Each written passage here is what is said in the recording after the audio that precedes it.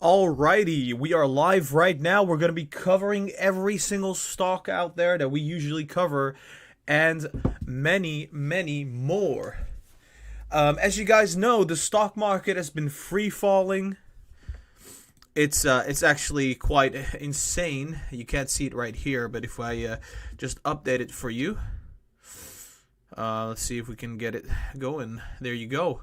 We're down 1.75 percentage points on the S&P 500, and it looks like we're bottoming out. So I wouldn't be too surprised if this would be a bottom, just a small correction. So I'm kind of banking on that right now.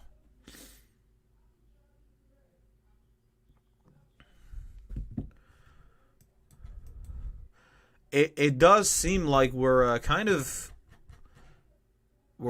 bottoming out. I mean, what can I say? That is on the 30 minutes only though, so. Welcome to the live stream, everybody. Leveling Up, JB Khalid, Led Zeb, Rainzy, Delure, Darius, Imal, Ray, welcome.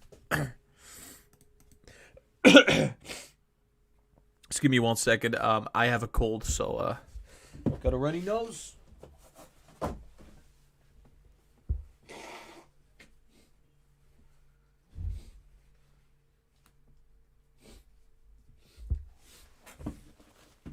Right, so I think what's happening right now is that this is just going to be a small sell-off. I don't necessarily believe that this could be leading up to something bigger. I highly doubt it, actually. This is most likely not going to be the case. I'm just going to briefly check if everybody is joining. Welcome, everybody. Welcome to the live stream. Make sure you hit the thumbs up. I would really appreciate that. Welcome, everybody. Welcome to Donald, Anatomy of a Student, Loger, Frank, C-Teague, Spencer, Robert, Dan, Investing Guru USA, and Julia.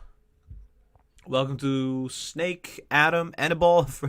As I think it's morning over there in the United States, so for a lot of people out there, it's quite early. Really appreciate it for you guys, tuning in. Live right now. I'm just gonna share the link briefly. That should do it. Yeah, it seems like the stock market as it is kind of in free falling mode. We did predict this move to the upside. However, I do kind of have to stress that this is mainly happening because of coronavirus fears, and I think they're irrational because of the fact that, I mean, we got the Federal Reserve pretty much backing the stock market. We also have the vaccines coming out very soon. We have stimulus coming out. I think there's not a whole lot to fear. Yet the stock market is still falling, so I think this will be recovering really fast. You can also see that on the MACD, we're about to be heading upwards. I think there's a high chance that we're going to be kind of crossing on the MACD, which is a bullish signal. We were in the oversold for a brief moment last time this happened. We did see a little bit of a, well, it went down even further, but considering that this was quite a steep correction, we kind of went down like 3 percentage points. I think we are going to be recovering all the way, or at least kind of consolidate in this area before recovering. I would say there's nothing to worry about at this moment. But however, there is something coming up very soon regarding the inauguration and the election. I think that is going to be very, very interesting coming up. I think Trump and Mike Pence, they're still going to be fighting over who is winning the election and who's going to be either remaining president or becoming president. That could be very troubling. But for now, let's see what's happening on the 1 hour. 1 hour time frame looking like it's still bearish, but it could recover at any moment. So not looking too bad over here. Let's check the 4 hours. I think the 4 hours are going to be very interesting if it can load. There you go. So on the 4-hour charts, I would say we're hitting a strong support right here. At least we got very close to hitting the strong support as we speak. And for some reason, the MACD and the RSI are not loading. Yet my internet is working perfectly fine.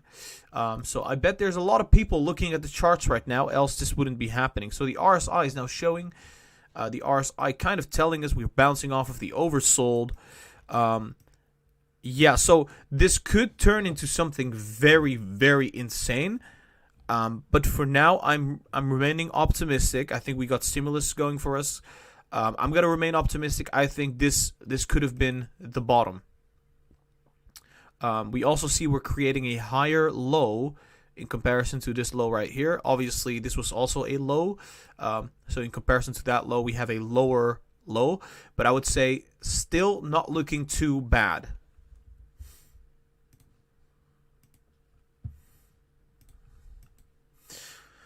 Now on the daily chart, we're getting a different kind of picture.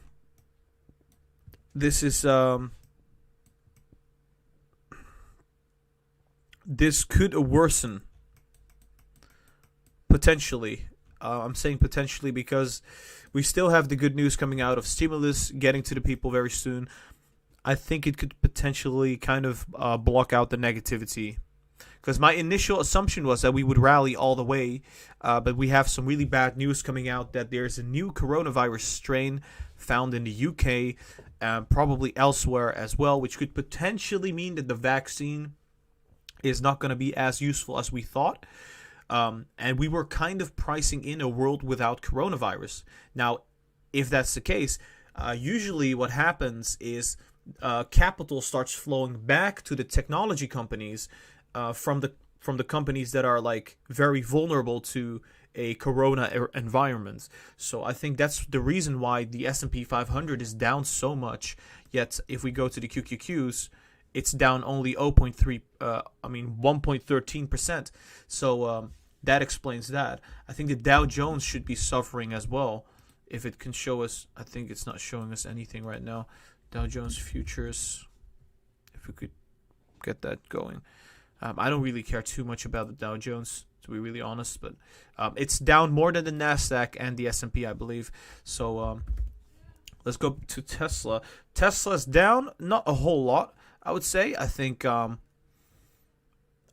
there's a possibility that the hedge funds and institutions are buying up Tesla as we speak. That would make a lot of sense, actually.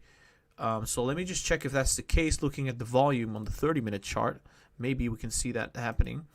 No, definitely not. If we can take a look at the volume, this is happening naturally. So we're only down 3.5% on Tesla stock. That is actually quite decent, I would say. That's not too bad, considering the fact that we were down to the $628 level. I mean, $670 is I'm happy with that, honestly. Only 3.5%, I'll take it. Usually Tesla moves like huge when the S&P goes down. So I think if, in fact, the inclusion has to do with it. If a lot of the shares are held by institutions and they're not selling, well, obviously they're gonna most probably be having a tough time going down. You can see that we have a gap down in the pre-market for Apple, and we're coming down to a strong support right here. I would say what is most likely going to happen is that we're going to fill the gap to the upside. So I'm looking at a recovery rally for Apple as well. Apple's going down because the whole market is going down. We're going to the oversold territory. MACD is coming down as well. I wouldn't be surprised if we're actually going to start rallying from here. Obviously, our initial prediction was that Apple would be moving towards the $133, $132. But I did say several times in our last Apple video, if something incredibly bad happens to the markets, obviously Apple is going to take a hit as well. And it seems like that scenario is playing out as we speak. We're currently going down to, I would say, 125. I think it's going to bounce off of the 124 potentially in this range. And then we gradually, I would say something like this wouldn't be too surprising. There you go. Yeah, does that make sense?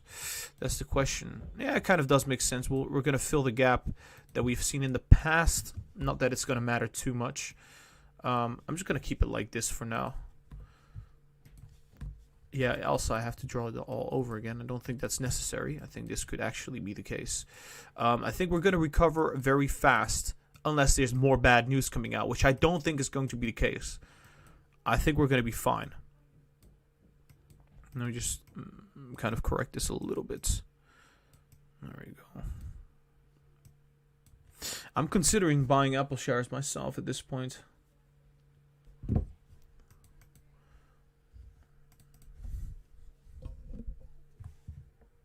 We got a donation, I believe. We got a donation from Dave Dalivor. The $2 donation. Like button is still free. I appreciate that, Dave. Really appreciate that. That's awesome. So okay. I wanna be an optimist right now, but what I'm seeing until now, it's pretty much a whole market correction. If I look at the daily chart for Apple, it's still looking fine, not too bad. I want to check Oddly. Oh wait, no, hold on. CD Projekt. This is the stock that I kind of like this stock a lot, but it looks like it's still bearish. It came down 7%. Obviously, it's mainly because of the markets being so incredibly negative at this point, but it does seem like we're not creating a lower low yet. It's looking bullish so far, I would say, in terms of like not creating a lower low. We're kind of holding our ground right here, potentially creating a bottom here at this $252 level for CD Projekt. Obviously, guys, this is ticker OTGLY, if you guys didn't know, on the US market, but it's also trading on the I think the Polish market. I think it's in the oversold as we speak, and there's a good probability that it's going to be bottoming out very, very, very soon. So looking at that every now and then, just so you guys know. Palantir, I remember Palantir went down huge, right? Oh, that's actually not too bad. Wait, what? You're joking. You're joking. You're joking. It's only down 1%? What the hell? What the hell? That is incredible. That is incredible news for anybody holding Palantir. It's down less than the overall market. What happened? Okay, so I think... Is that a whole volume? Okay, no. So Palantir is holding this support like crazy. The $25. I think that is a very positive signal for anybody holding Palantir. We got a £2 donation from Shiv Garj. He says... Papagara back at it with analysis. Okay. Thank you for the donation. He says much love. Much love to you out there. Thank you, Shiv. Wait, okay, so this is kind of what I expected. Now, people are saying that Palantir got a new contract. Well, let's see what happened. I'm going to briefly check it out. Palantir contract. I knew this kind of thing would happen. Every 2 or 3 weeks they get a new contract, but I'm not sure about it because I would not be surprised if they got a new contract because the stock price moving in this way is kind of irregular because the whole market is coming down and Palantir is suddenly going up. So I would not be surprised if that would be the case. Welcome to the live stream, everybody. Welcome. Welcome. Let me see what's happening in the live chat briefly before we start analyzing stocks. Good morning to everybody out there. We're about to be analyzing your favorite stocks. I think it's going to be very interesting what's happening. The whole market is super volatile. Stock market kind of free falling at this point because of the negative news that there's a new coronavirus strain, because of the uncertainty about the presidency. And I would also say the Federal Reserve is going to lose some of its power very, very soon, which is going to be kind of negative for the markets. I think all those things combined outweigh the stimulus news, which is causing this kind of selling off. Not only that, we had the quad witching event Friday. Maybe that also has kind of an impact right now as we speak, with new contracts being formed and everything. I would say right now, we were about to bounce on the S&P before this, well, coming down, right? So we were about to see a rally, but then we had some really negative news, which really had quite an impact. So I want to check Nio right now, see what's happening with Nio. It's down 3.04%, also gapped down in the pre-market. You can see this right here. I also think that Nio will probably be bottoming in this range and then start rallying to the upside, filling this gap.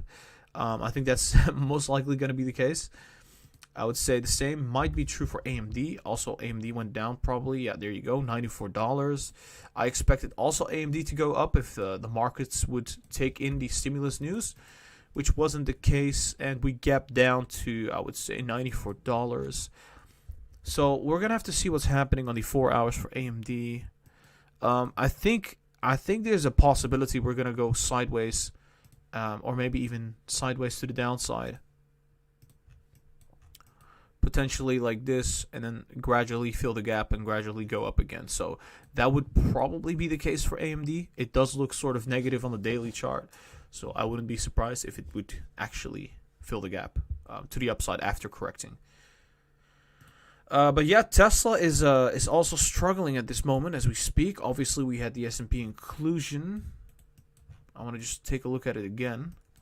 What's happening on the daily chart? Not a whole lot, I believe. Yeah, not a whole lot. It's not really updated yet. Has the 4-hour chart updated? That's what I'm like kind of wondering. Yeah, okay. So we're kind of bending downwards now.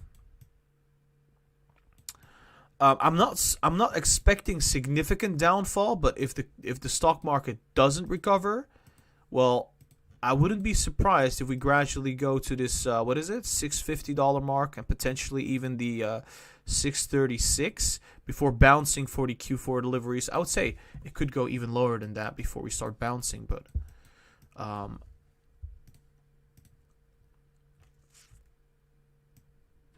on, we're sitting right now at the 668, so potentially come down like this, hit the 635, potentially even down to the 620s, and then start rallying for the Q4 deliveries. I think this could be the case.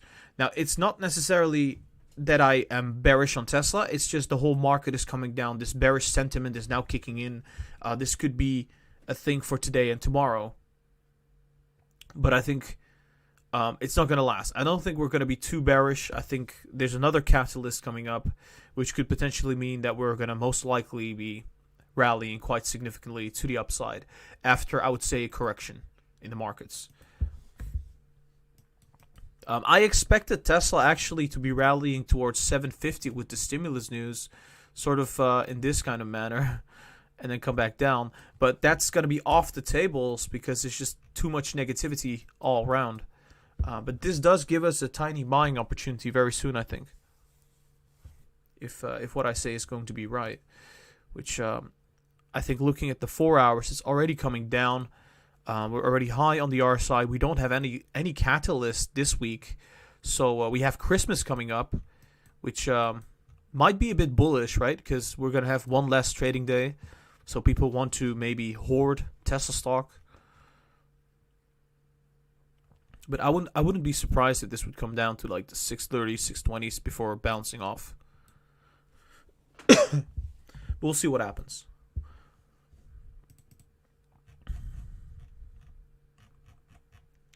All right, so I think we got enough people watching right now. I think I covered most of the stocks I wanted to cover. I want to start the individual analyses. Amazon is sitting at the 3,188. I'm just briefly going to check everything out before we start. I think Amazon is looking pretty sweet. I think it's not even down that much. Amazon is not even down that much. That's very noticeable. Yeah, Amazon is pretty much holding it up. I think it's going to be going towards that 3,300 and potentially above. We'll see what happens. I want to check Facebook briefly. Yeah, so I was incredibly bullish on Facebook. I think Facebook is looking still incredibly bullish, potentially going towards that $300 mark. I want to go back to Tesla now. So I didn't check the weekly yet, did I? Yeah, so what concerns me now is that the weekly... Oh, hold on. This is from a past analysis. Let me just delete that.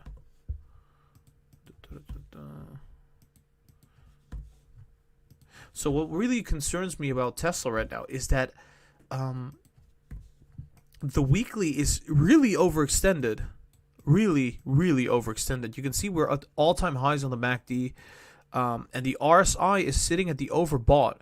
Now, I'm hoping that this Q4 delivery thing is going to be kickstarting another hype cycle, and people are going to start buying again. But this could very well not be the case. So I think there's like an 80% chance that this will be the case, that the Q4 deliveries are going to be a strong catalyst.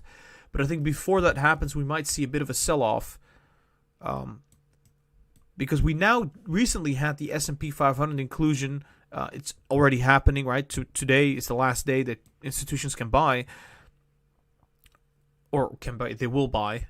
And I'm just a bit concerned about this. The weekly chart being so overextended.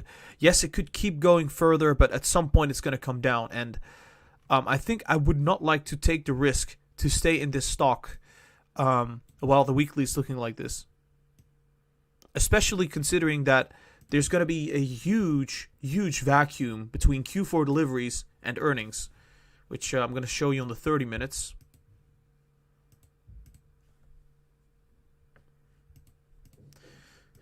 So if we can take a look at this. So like what I'm trying to say is that Tesla is the kind of stock that it moves on catalysts.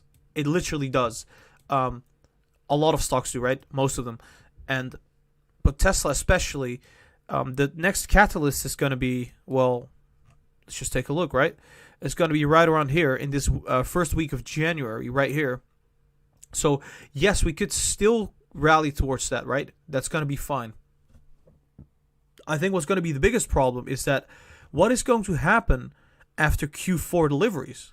Because earnings will be a month away. It's so far away, I can't even see the date on the chart. Maybe it's, yeah, so it says 2nd of February, which is like a month away from Q4 deliveries. So I think there's a good chance that we might kind of rally towards the deliveries, and then we come back down and correct before rallying for earnings. So that could very well be the case, because there's too much, I would say there's too much time in between where we don't have a catalyst. I mean, we have full self-driving rolling out. I do not think it's going to be that big of a catalyst, though, especially considering that it's going to be happening around Q4 deliveries. So I don't know how Tesla's going to uphold this current price for 1 month without any catalyst. Maybe people will start pricing it in 1 month before earnings. I think one factor is going to be important. If Q4 deliveries is going to be drastically better, if it's going to be drastically better than what everyone expected, because the target right now is that they missed the 500,000 deliveries for the year, which I think if they deliver like 525,000 or 550,000, I think potentially that could kind of fuel another kind of super cycle when it comes to the stock price, which could mean we initially see a bit of a correction, and then we rally for Q4, and we keep going upwards because we had amazing deliveries, and then we go up for earnings, and then potentially come back down. So if Q4 deliveries is going to blow our minds away, then yes, people are going to price in earnings 1 month before it happens. Because, I mean, fundamentally speaking, it allows the stock to be running up because they're going to have phenomenal earnings. They're going to beat anything out of the water. And I think potentially then we're going to be going above the $800. But in any other case, I think about 80% case, we're going to see corrections happen from Q4 to earnings, because a lot of people are expecting a lot from Tesla. A lot. They're expecting that Tesla is going to pretty much, place their cars onto rockets and shoot them to the moon. You know, it's ridiculous, right? So very irrational expectations, and usually when that happens, we see massive corrections when those expectations are not met. So that's what I like to point out with Tesla. It's an amazing company. I do think that the stock is a little bit out of proportion now for the short term. I think long term these prices are going to be pennies on the dollar. If I'm going to be really honest, these prices are going to be pennies on the dollar. It's cheap for the long-term investors to get into Tesla right now. I think it's going to be running up to $2,000, $3,000, but it's just this zone right here.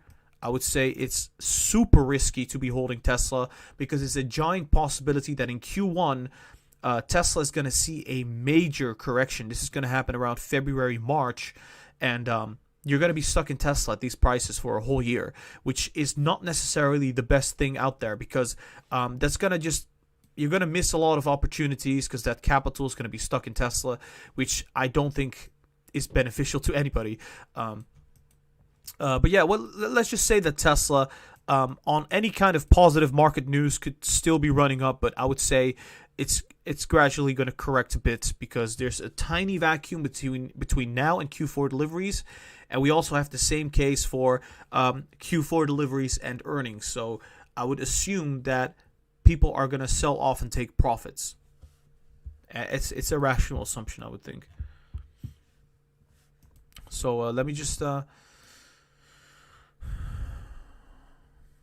I'm going to briefly check what's happening to Palantir in the pre-market. Is it already going up? Okay, it's down only 1 percentage point. Sweet. That is really sweet. That is really amazing.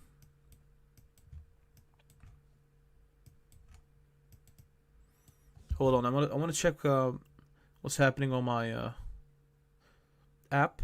So the markets are still down 2%. Stock market is down 2%. I'm talking about the S&P 500. So,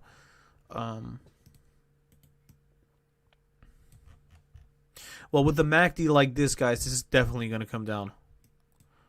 It's already pointing to the downside.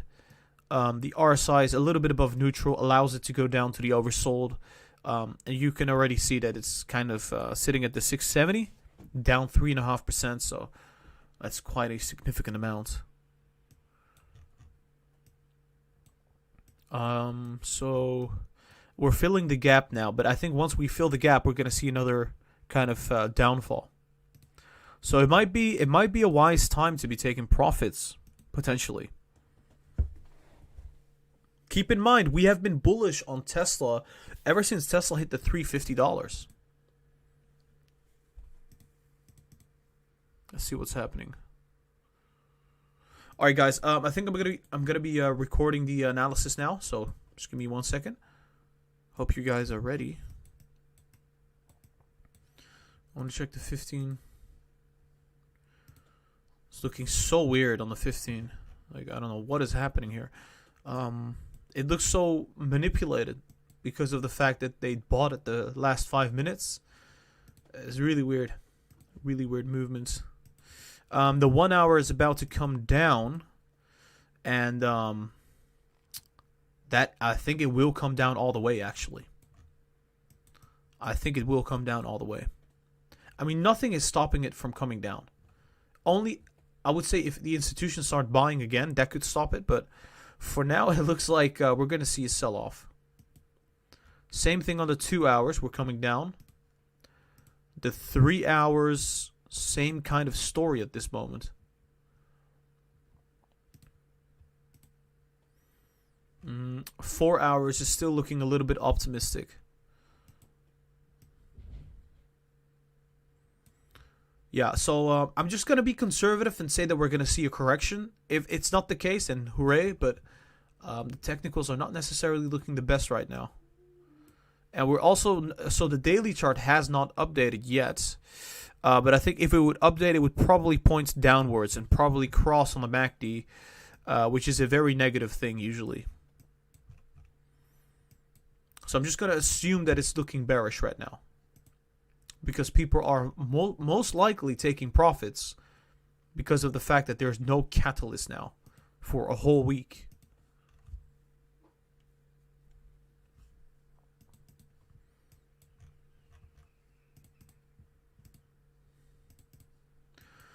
All right, so yeah, it makes sense. It makes sense that people are taking profits.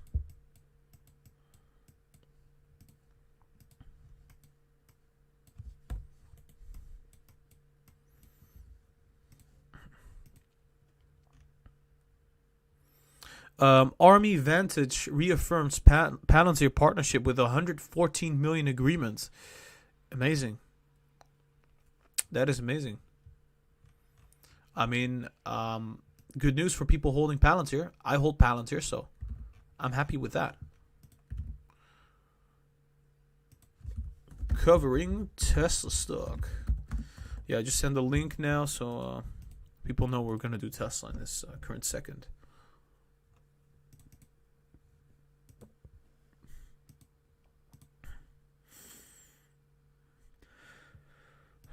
That should be good. It's really nice how we can see that the supports are being held. Yeah, it's pretty amazing. We fell down to the 660 and we kind of bounced back right away. Well, I do know that it was at the 650 at some point.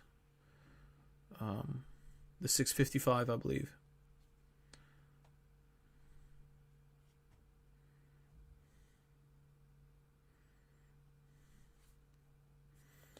Let me just put on a song that I like, and I'm going to start the analysis right away as we speak.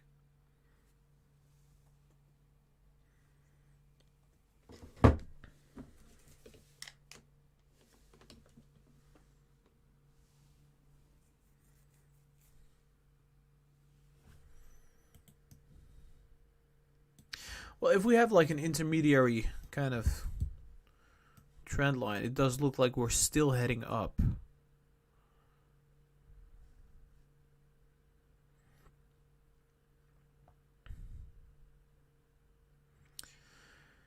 Oh my, how am I going to remain bullish on this? Have we seen something similar in the past?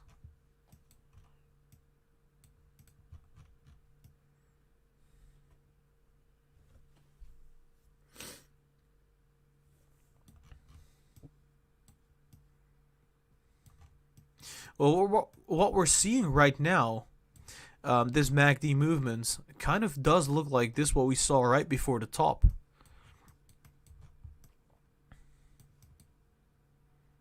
We had a downturn, we consolidated, then we went up.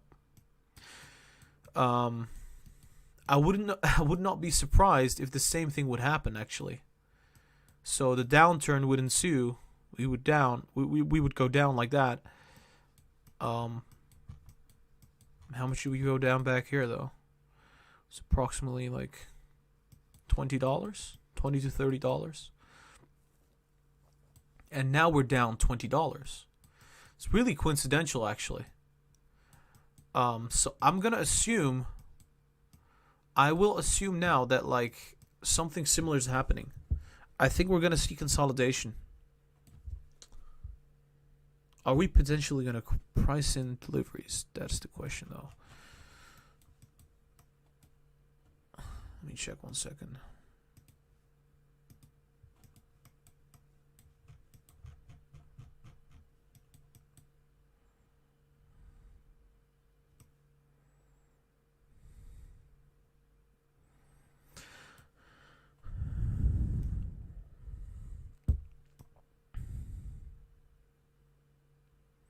Guys, this is a very, very complex one. I'm gonna remain very conservative on this one. We have Q4 deliveries coming up, like I said. It's gonna be very bullish, but with the markets moving like this, I cannot be bullish on Tesla stock. Especially considering that the weekly and the daily are so overextended. All right.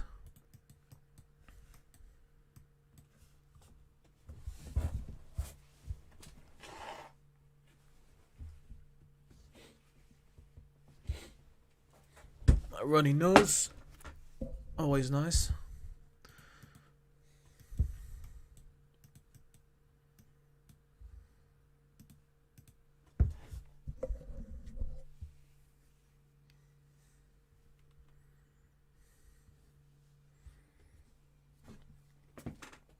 One second.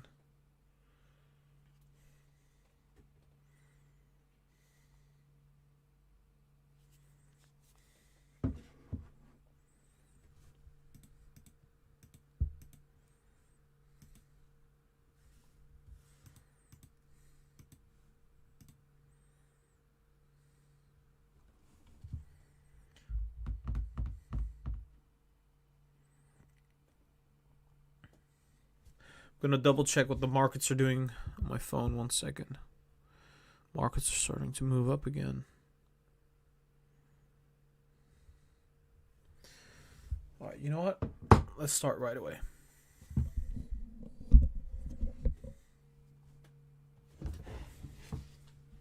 Check the webcam. Okay, cool.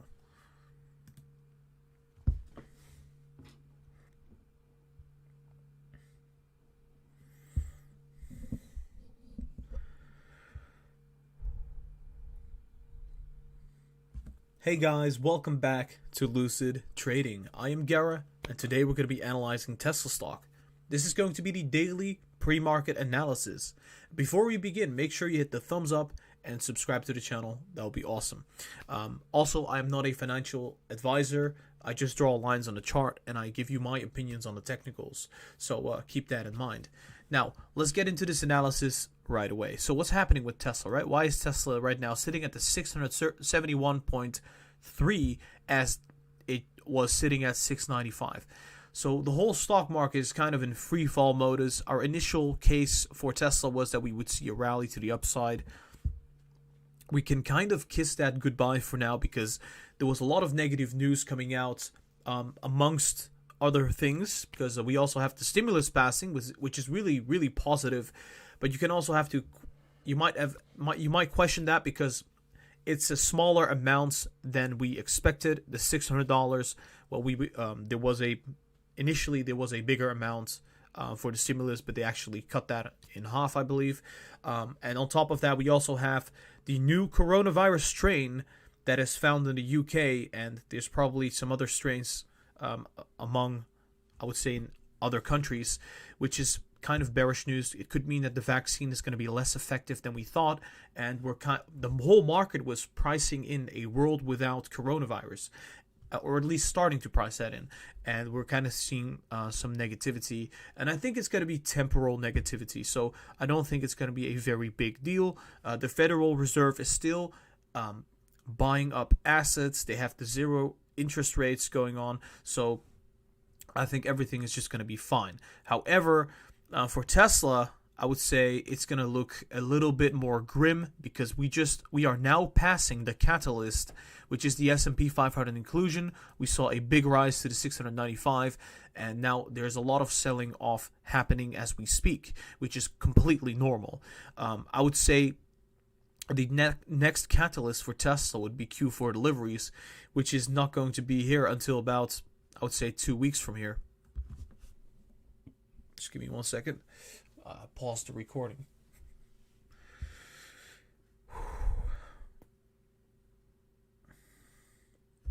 So I would say that for now, Tesla is looking kind of bearish. You can see that we had a gap down to the 660s when we filled the gap back to the upside, and I think what could potentially happen is that we open up bearishly, kind of move towards the 666, and then gradually move to the 660s, and potentially even all the way down to, I would say, this $650 mark before even starting to rally to the upside. I would say, being optimistic, I'm going to say we're going to go to the 650s, seek support, and then gradually go up to, I would say, the 670s, see some resistance, and go up further for the Q4 deliveries. So the initial beginning of the week is going to look like this. Obviously, Friday is going to be Christmas, so markets are going to be closed. I would say the MACD is going to move something similar to this, and then gradually go to the upside. And the RSI would see similar movement like that. And then we gradually go up again for the Q4 deliveries, because it's going to get priced in very soon. I think it's going to take about 1.5 weeks before people start realizing, hey, we got Q4 deliveries coming up. Maybe I want to buy some Tesla stock right now because I think the deliveries are going to be looking pretty good, which it will be a catalyst. It's just there's going to be this tiny vacuum where we don't have a catalyst coming very, very soon, and we just passed the catalyst, so there's going to be this selling off period. Now let's go to the 1 hour, see what's happening on that time frame. We're also going to cover the 4 hours and the daily chart, and then we get back to the 30 minutes to draw a proper analysis. This is just looking at the 30 minutes as it is. I think we could gather more information if we get the other time frames in here as well. So let's go to the 1 hour now.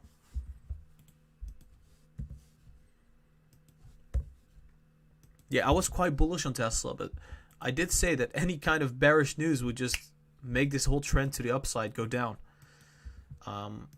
We'll see. I'm conservative, obviously. I'm not displaying my most bullish case right now. I'm trying to be as realistic as I can be, because I think that would benefit everybody. Being optimistic without any kind of real reason, it doesn't make sense, right? There you go. Yeah, it does kind of look like we're gonna see something like this happen, right?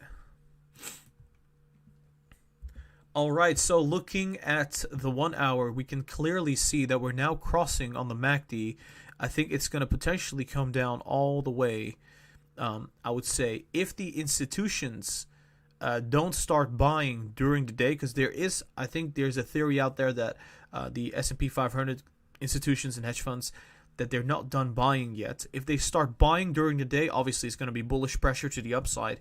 But if they don't, well, maybe at the end of the day we'll see some, I would say, some volume, some bullish pressure, some positivity, and potentially a brief spike to the upside.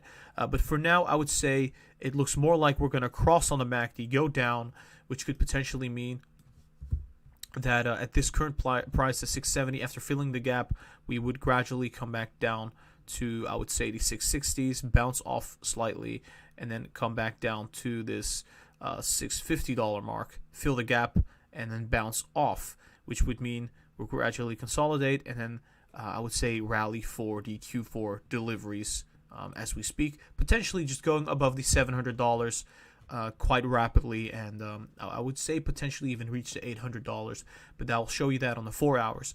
I would say the MACD, like we said, would kind of move in this manner to the upside after this kind of brief dip that we will see. And I think it will act as a support. We can see that it was acting as a support right here as well. Although you can see that we dipped down all the way to the 630 right before the inclusion. So that could, those kind of movements happen every now and then. It's rather unique. So I don't think something like this is going to be happening at all.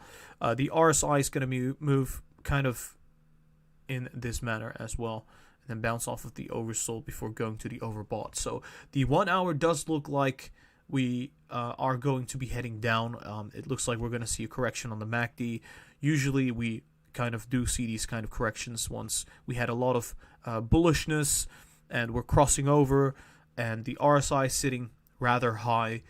We don't have a catalyst anymore, so I think that could be the signal for Tesla stock to be coming down to the 650s and then bouncing off for Q4 deliveries. So let's go to the 4 hour chart and actually see what's going to happen for, I would say, now until the Q4 delivery. So let's check that out right now. I'm actually pretty curious myself. I haven't really properly looked at it in that manner, like keeping the Q4 deliveries in mind as we do this. There we go. 4 hours are coming up, guys. Here we go.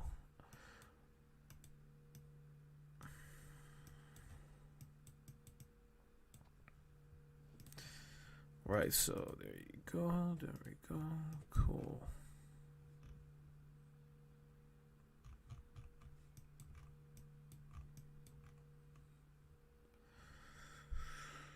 Yeah, so it's not looking too bad, I would say. On the 4 hours, I would say it's not looking too bad. Potentially holding through for Q4 deliveries might be wise. I'm gonna have to check my stocks every now and then as well, because there's a lot happening as we speak.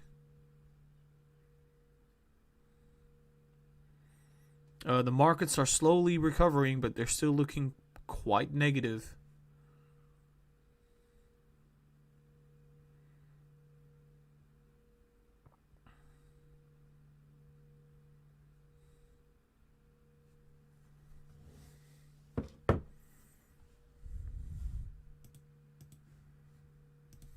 Okay, so Q4 deliveries was right here, right?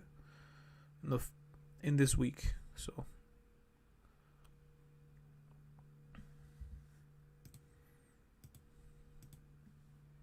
So my assumption is that we'll see some downfall to the 650s, potentially to the 630s, maybe even, because we do see this trend line over here on the 1 hour where we have so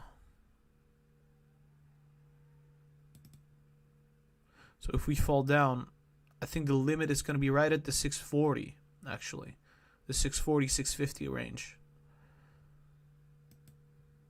So I actually don't want to remove this. This is quite nice.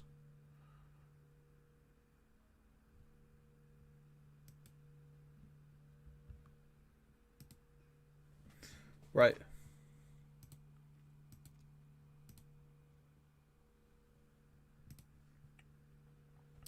So that would mean, okay, so I'm gonna have to check what happens usually before deliveries. I do know that we had one. Hold on. Wait, let me check.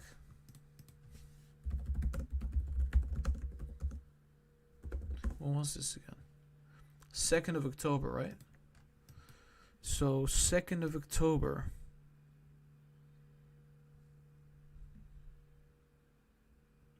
We rallied approximately, I would say,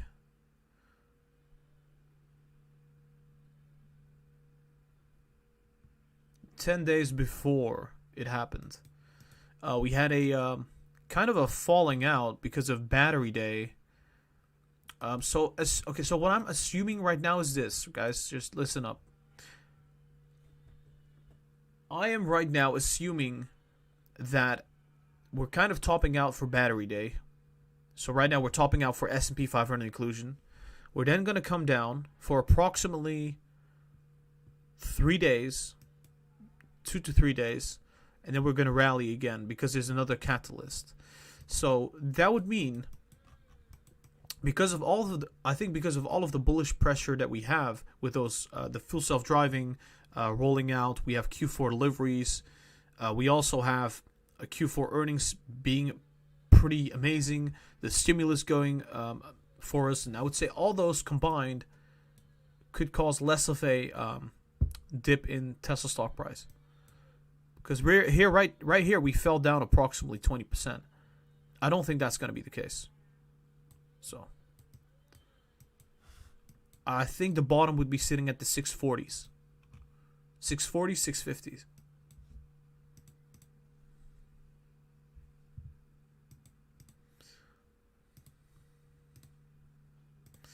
Hold on. So potentially come down and then gradually rally. Okay, so that is what I'm looking at right now. It wouldn't be surprising at all. Keep in mind, this is just a conservative analysis. This is not my bullish analysis. I'm looking kind of bearish at it right now. I think it's more likely that it's going to be bearish.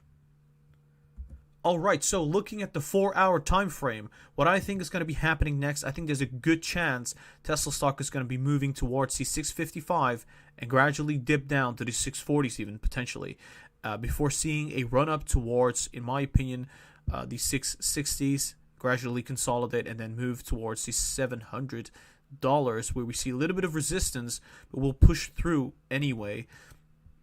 I think that could take us to approximately to the 730s, potentially the 740s, before we top out around Q4 deliveries, and then we start going down quite a bit because we don't have a catalyst after that aside from earnings. So I would say we're gonna see a tiny correction, and then potentially at the 640, 650 bounce off, rally all the way until Q4 deliveries, which could take us to approximately $640, $650, and then we see a big correction afterwards. So the MACD is gonna come down, then bounce off, and then gradually go up and spike right around the Q4 deliveries and come down. And the same thing is going to happen to the RSI. We're going to go to the neutral / oversold, and we gradually pick up the pace to the overbought, and we stay in the overbought, dipping every now and then before staying in the overbought for the Q4 deliveries, and then gradually falling off a cliff. So I would say it's still looking bullish, but it's getting incredibly risky. So dollar cost averaging is going to be the way to go about this current situation with Tesla. I would say not going all in would be wise. There's a good chance if you go all in right now, you're going to be stuck in Tesla stock for the next 12 months without seeing any kind of gain. So I would be very cautious.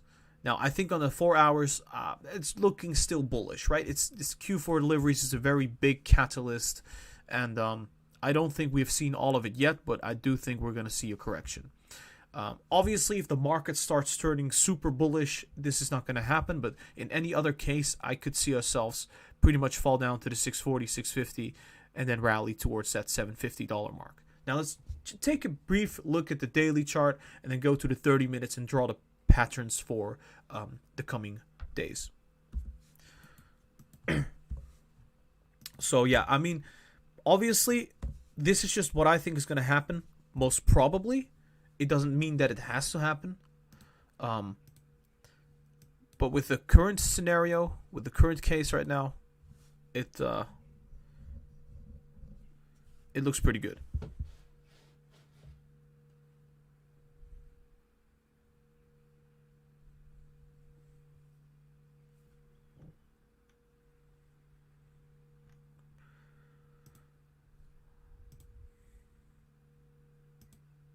One second.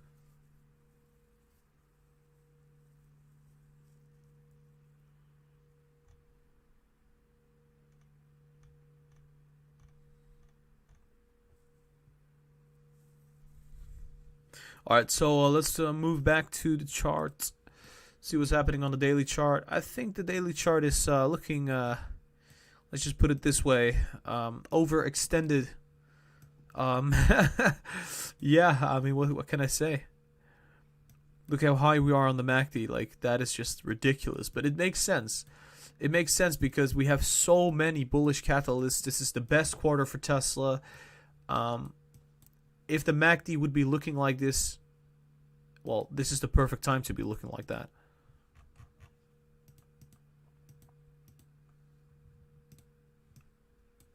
Alright, just hold on.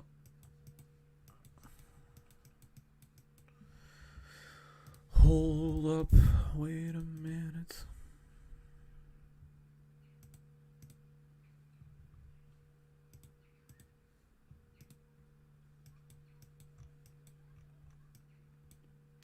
Alright, so we're just going to take a brief look at the daily chart, right? See what's happening here. We can see that the MACD is super high. It has never been this high in Tesla's history, which is normal because we have never been included into the S&P 500. However, I do think it's looking like it's about to see a downturn, which could potentially be problematic. So I think for now, probably it's going to go flat, spike briefly for the deliveries, and then come back down and spike another time for earnings before coming down properly. I think that is most likely going to be the case on the MACD side of things. The RSI, probably something similar could happen, and then we come back down and see another spike for earnings before coming back down properly on the RSI. So I would say it's looking semi-bullish temporarily, but I think we're going to see a good correction to the downside after earnings. So let me just draw this properly. So we're going to go down after Q4 deliveries to potentially $630, $620, maybe even $600, and then we start rallying for earnings, which could potentially take us back to the $700 range before falling back down all the way to, I would say, the $550, maybe even lower than that, to the $490 before we see a major bounce to the upside, carrying us towards Q2. But for now, I would say being cautious is going to be key because, like I said, if you're stuck here and the stock falls to right there, well, you're not going to see those prices where you kind of bought the stock at for the next 6 to 7 months, which obviously it's going to get there at some point. But I think for now, it's looking too risky to be buying any Tesla stock for the short term. I would potentially even start shorting it very soon. for now, I would say, yeah, if you're holding it long term, maybe you could get some exposure. But in any other case, it's looking like a no-go for me. I've been very bullish. You guys know this. I've been bullish on Tesla stock ever since it hit the 380. I said, guys, it's crazy. This stock is going to run up to $600, and it actually did. So we predicted that. But I think for now, Tesla stock is looking just, I would say, incredibly overpriced, I would say. It could still run up. I mean, don't get me wrong, it could still run up to the 700s, potentially even the 800s if the markets are looking positive. But I think there are other stocks out there that are looking better. So I'm going to be focusing personally on other stocks that are looking way better. So for now, I would say it's kind of neutral. It's not really a buy, but it's also not really a sell. I would just be careful. Now let's go to the 30 minutes and draw the pattern for the coming days.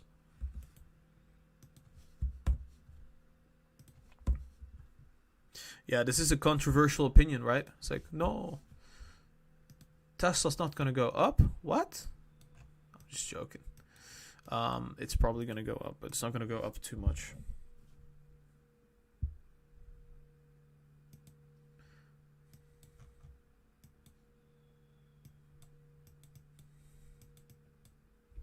Hold on, guys. Just give me 1 second. I'm going to have to check what's happening on the YouTube side of things.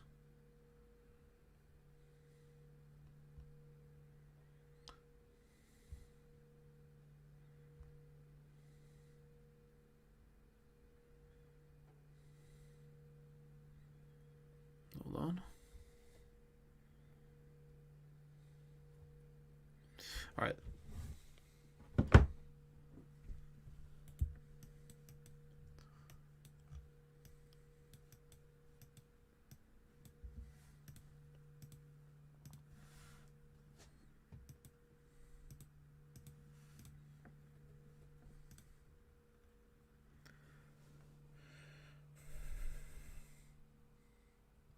All right, so I'm looking at the 30 minutes right now, and yeah, so having looked at every single time frame, I think with a fair bit of confidence, I would say we could be falling down to this $650, bounce a little bit, potentially come down even to the $640, maybe even to the $637 before we see another rally to the upside. I would say we could consolidate in this range before seeing us rally properly to the 660s. And then I would say bounce towards the $700, potentially seeing some resistance right there. But for now, what is going to be important is that there is going to be a correction. I think it's going to be a very swift correction to the downside, potentially taking us to the $637, $640 level. Obviously, the MACD is going to move along just like that, bottom out, and then gradually go up as well, because we're going to be rallying for the Q4 deliveries. RSI is going to come to the oversold and then gradually rally from there to the overbought for the Q4 deliveries. It's going to be a big catalyst, but it's just going to be, there's this tiny time period where we're past the S&P 500 inclusion, and we still are not really pricing in the Q4 deliveries, which kind of could be problematic, especially considering that the stock market is looking bearish.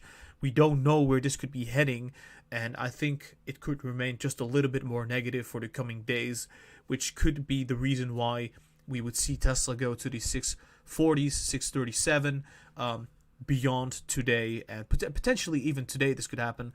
But I would say looking a little bit bearish right now, potentially a short-term buying opportunity until Q4 deliveries. But for now, it's already coming back down to the 665. I would say it's neutral. It's not necessarily a buy or a sell. It's neutral. I wouldn't touch it personally. Maybe I would take a short position if it goes to like 750 or something, because I do not think it's going to hold its own in Q1, because Q1 is the worst quarter for Tesla. Alright guys, I hope you enjoyed this analysis. If you did, make sure you hit the thumbs up, subscribe to the channel. I would really appreciate that. On top of that, guys, I also have we also have social media, the Instagram, TikTok, and Twitter. The links will be down below. You can donate at the Patreon link is down below as well. And On top of that, you can join the Discord community, which the link will be obviously down below. So, guys, have an awesome day. We're going to be making another analysis today before market close. So make sure you are subscribed. For that, you'll get a notification soon. And, guys, this was Lucid Trading. I hope you have an awesome day, and I'll be seeing you at the next analysis. So that was the recording for that. Fantastic.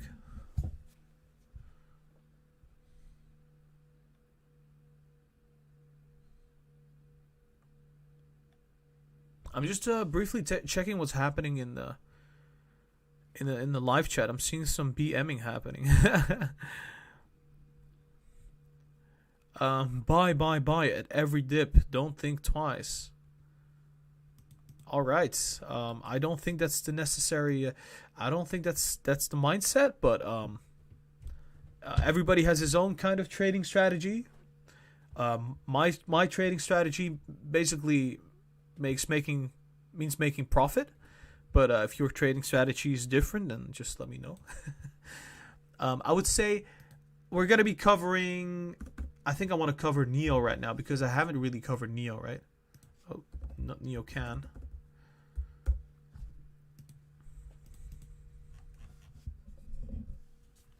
Palantir. Oh, Nio and Palantir. Yeah, I'm like sort of. I want to do Nio. I want to do Palantir. Which one should I start first? I mean, it makes sense that I start with Nio because we recently did Tesla.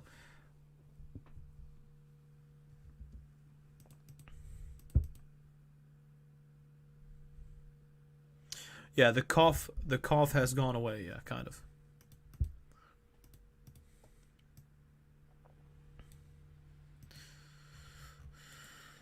All right.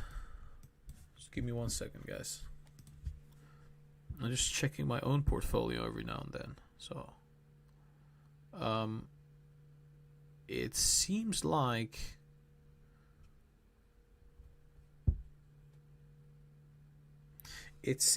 the markets are kind of consolidating. They're not going down or up, going sideways. We have a gap over here. There was some delisting news coming out with, Trump kind of signing an order. I think it was to delist Chinese companies if they don't comply with audits. And, well, that is pretty bearish, right? Because the Chinese government doesn't allow these audits to happen. They're against it.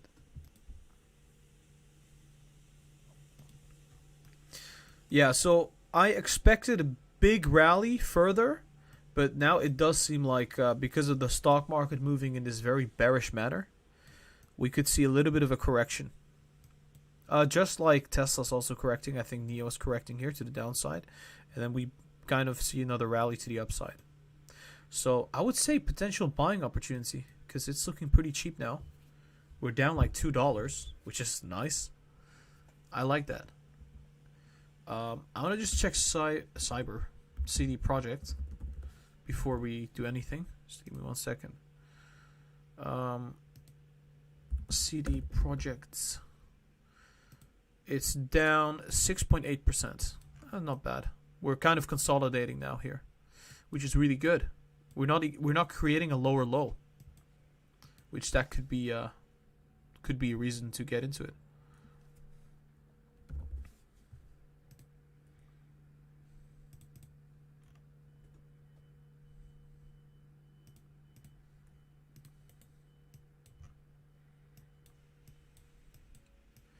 Alrighty then. Let me just quickly charge my AirPods as I'm looking at the stock.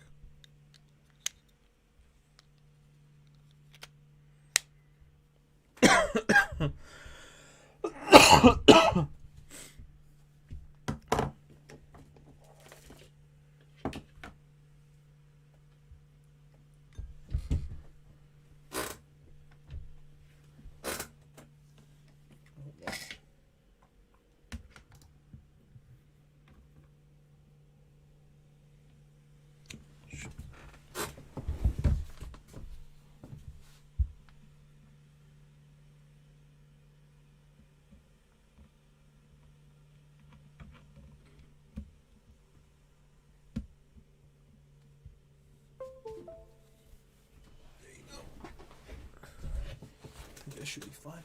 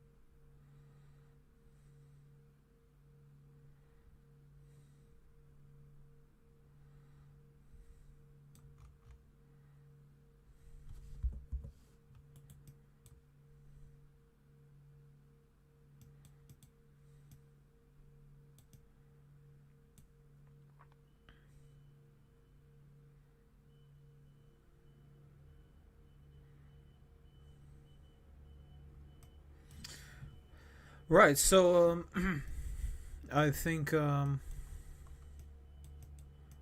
Nio's still looking pretty good. I would say on the weekly it's looking meh, but on the daily it's looking really good. On the 4 hours it's looking it's looking bearish on the short term, but I think on the long term it's going to be fine.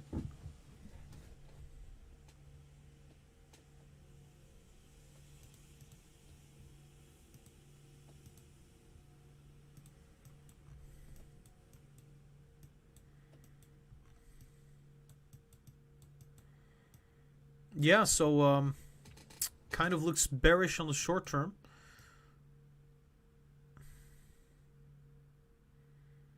So this could keep going. Potentially hit the $44, $43 ish in this range, and then bounce off.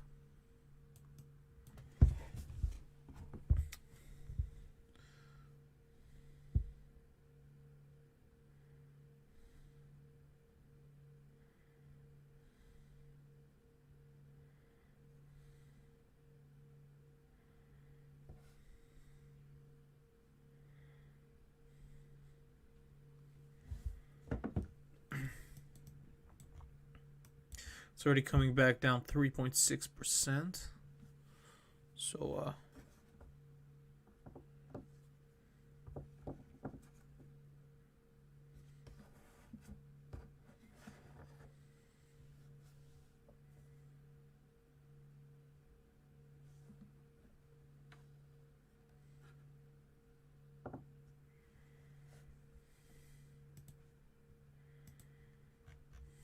Oh, that is bearish. That is really bearish on the 2 hours.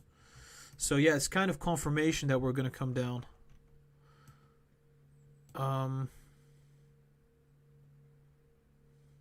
Since we do not have a catalyst, this is going to potentially come down all the way and then come back up again, I would say.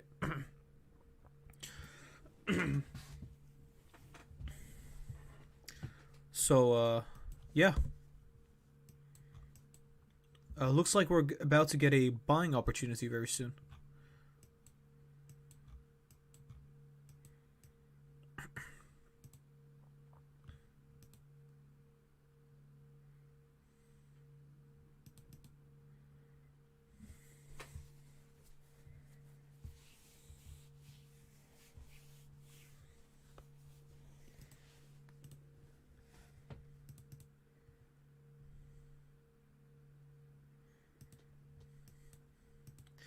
Alright, I think I'm going to be ready to do the Nio analysis.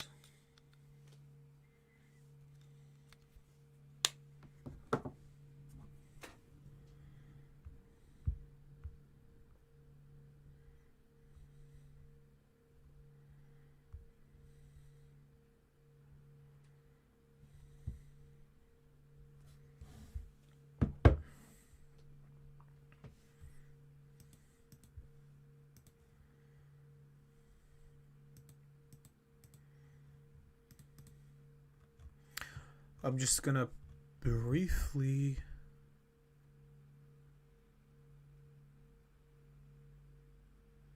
wait, what?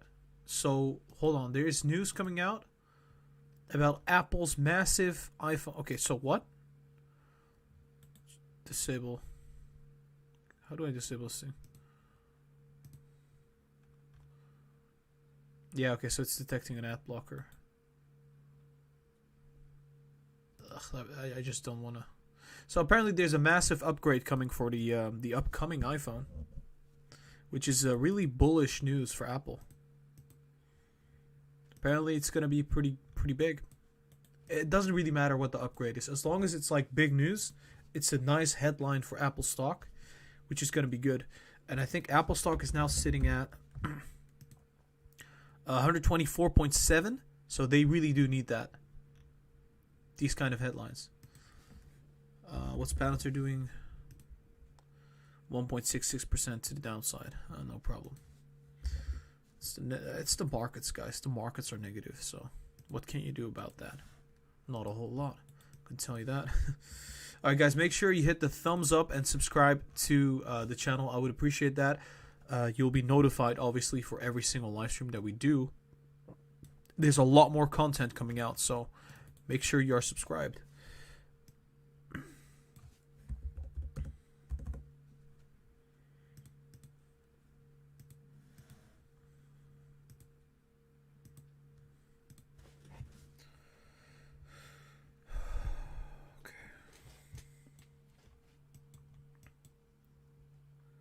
Hey guys, welcome back to Lucid Trading. I am Gara, and today we're going to be analyzing Nio stock. This will be the daily pre-market analysis for today, Monday. Before we start, guys, make sure you hit the thumbs up, subscribe to the channel. That would be awesome. On top of that, guys, I have to tell you that I'm not a financial advisor. I just draw lines on a chart, and I give you my opinions on the technicals. So keep that in mind. Now, let's start with this analysis right away. So, what is happening over here, right? Why is Nio coming down? Well, the whole stock market is coming down. There is a new coronavirus strain that we kind of detected in the UK, which is causing a panic just everywhere in the stock market. Everyone is selling off. So this is not really a surprise. I did say that this could be the case in our previous videos. I said, hey, if this worsens, this is going to go bearish. So we're seeing the bearish scenario play out as we did go up 15%. However, looking at the 30 minutes, I don't think it's going to be that bad. I think we're probably going to see consolidation, bounce back, and then gradually see a little bit more negativity, potentially to the $43. Worst case scenario, 42, and then we gradually come back to the upside, bottom out, and gradually consolidate again before starting this continuation of the rally towards the $48.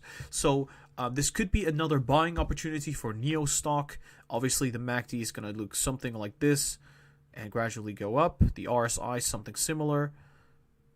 And I would say Nio stock is still going to be rallying until Nio Day, even despite the fact that it's going to maybe get delisted off of the NASDAQ. So I would say I'm not worried too much about that. I think it's already priced in. We went down a huge amount because of that delisting fear. I think it's mostly priced in now. I think the only thing that we need right now is for the markets to calm down and start recovering its losses, which I think will be happening very soon. So initially, there might be some negativity. This is my bearish case, by the way. My bullish case is that we come down, consolidate right here, and then we start moving right away.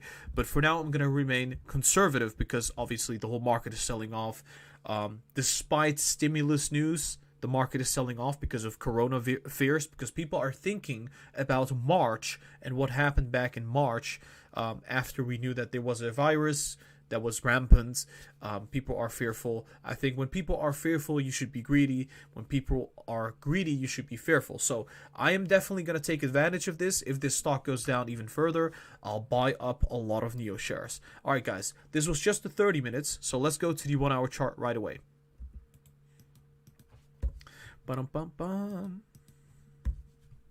I don't think this correction is going to be like March. Not at all. We have a lot of stimulus. We have a lot of financial support from the Federal Reserve, guys. Do not fight the Fed. I'm telling you, I've had a bad experience fighting the Fed. It doesn't work. Usually it doesn't. Let me just briefly check what's happening on my own kind of stocks. Not a whole lot, I would say. S&P is still sitting, doing not a whole lot as well. Just give me 1 second.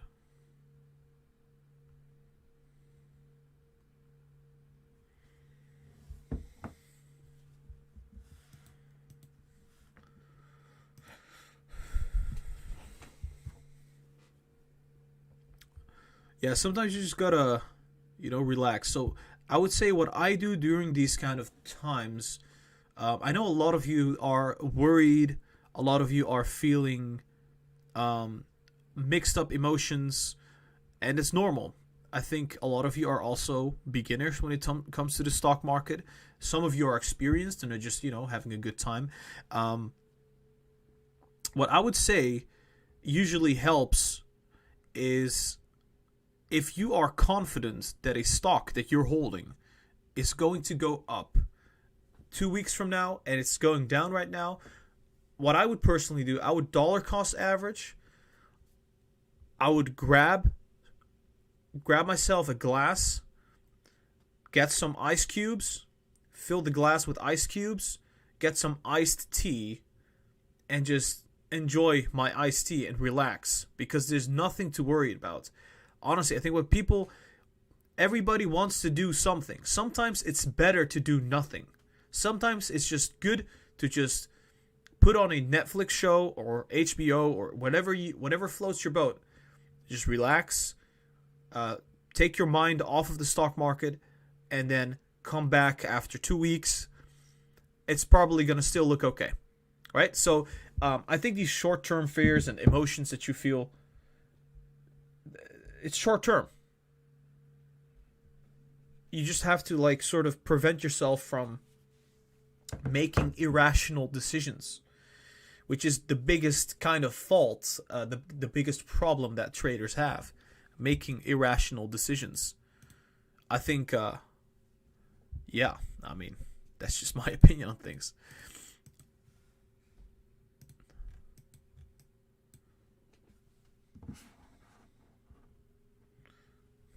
Wait, so we were covering the 1 hour, right? All right, so covering the 1 hour right now, it looks like we're still heading bearish, potentially for a little bit more, just like this. Go to the $43, potentially to the 42, consolidate, and then gradually come back up. Something like this wouldn't be too surprising to see for Nio stock.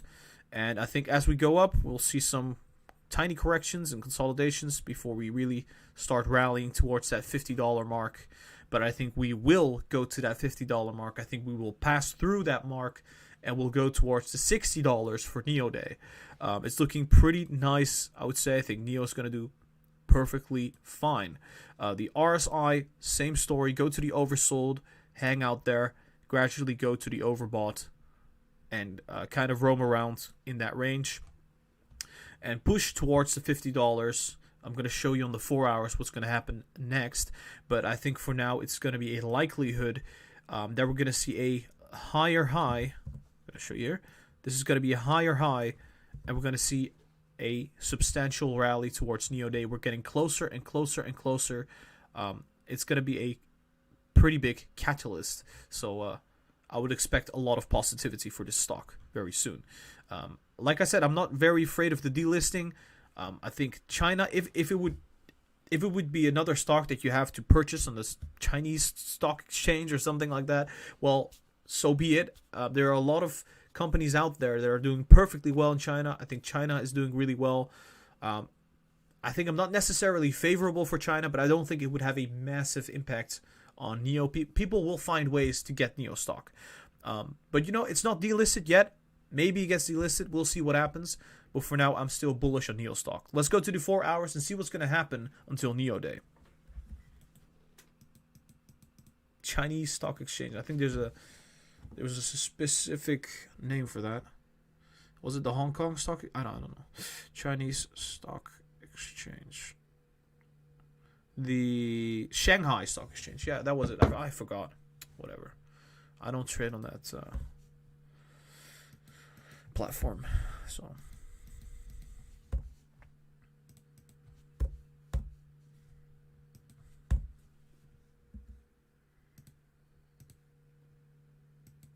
I'm going to be honest. I haven't really looked what's happening with Apple.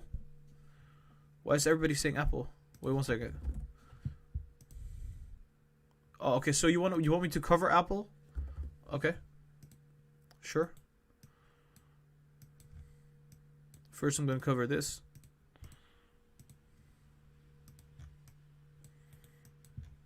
There you go.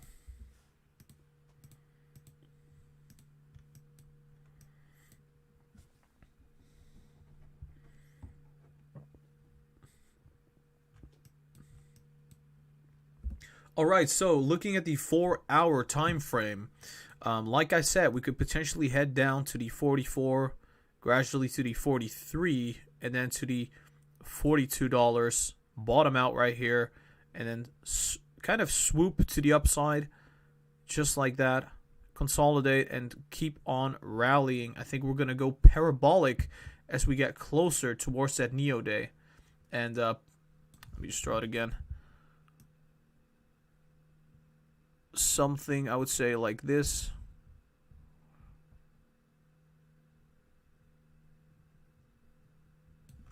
Potentially just go absolutely parabolic at some point. We're going to see this move again right around here. And as we get closer and closer, we'll most likely top out and then come back down all the way. Go back to the $49, $50. Obviously, it's not going to look exactly like this. This does give us an idea where things could be heading. I think there's going to be a very, very big rally, though, for Nio Day. It's a bigger catalyst than earnings, I would say. It's a bigger catalyst than the deliveries, because they're going to be unveiling a lot of things that are going to be kind of essential for the company's survival and, kind of prospering in the future. So I would say it's going to see a massive surge to the upside. I also expect the stock market to be surging, so that's why I'm kind of expecting a big surge to the upside. The MACD is going to look like this, something like that, and the RSI is going to move in this kind of fashion. So I would say Nio is looking pretty sweet right now. I would not short this stock. I think a lot of people out there are trying to short this stock. I would not do that right now because it's sitting at 45. It's not like it's sitting at 58 or something. It's sitting at $45. There's a lot more upside left for Nio stock. I think there are a lot of people that are very loyal to this company and they hold the shares even if it goes down or up, or it doesn't matter, right? So I would say there's a good chance that it's going to be seeing another huge run up and spike to the upside, potentially in the $65 to $70 range, before properly coming back down after Nio Day.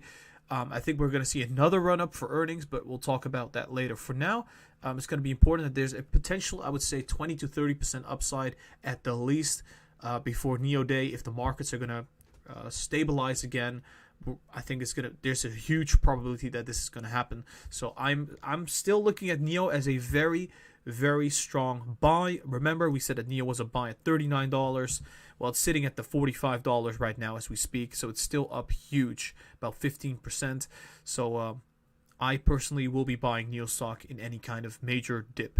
So I think that would be it for the 4 hours. I think we're going to just take a brief look at the daily chart, and after that we're going to go to the 30 minutes and draw the pattern for the coming days. There you go. I'll have to delete this. It's such a hassle, every single time.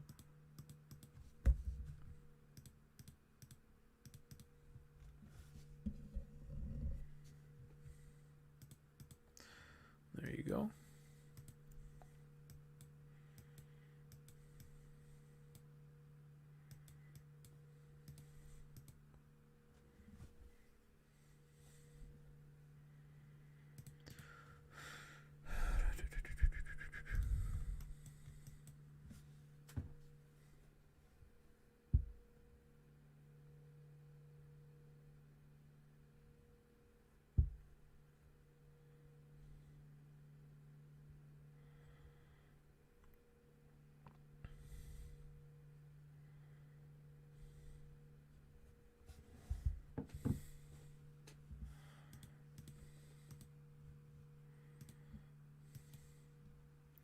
All right, so looking at the daily chart, I think honestly, guys, if you want a signal that a stock is going to be going up, this one is it.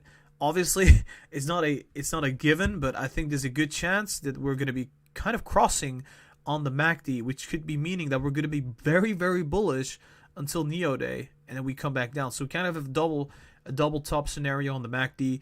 The RSI is now at levels where we have previously bottomed several times. So I would think potentially we would see a nice surge to the overbought and then come back down as well. So this could potentially mean, this could potentially mean that we would see a tiny correction here and then gradually rally upwards to,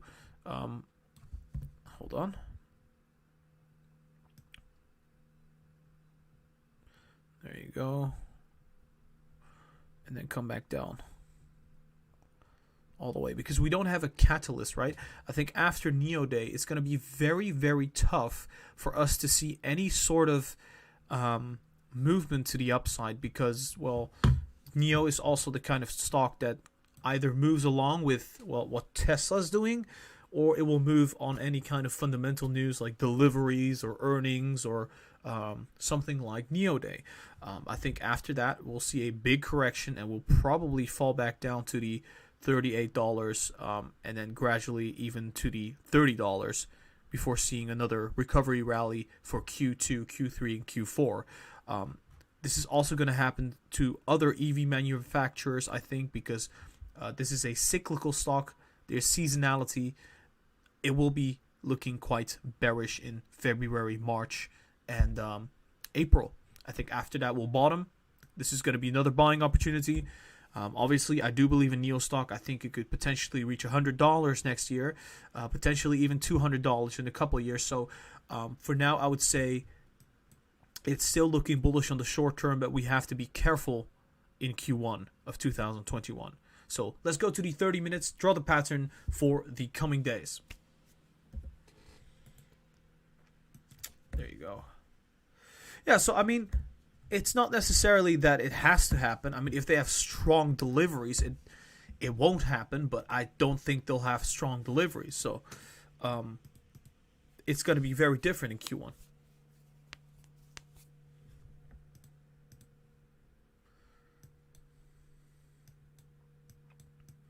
I'm just remaining conservative, guys. Like Q1, I'm skeptical. I'm very skeptical about what EV manufacturers are going to do in Q1.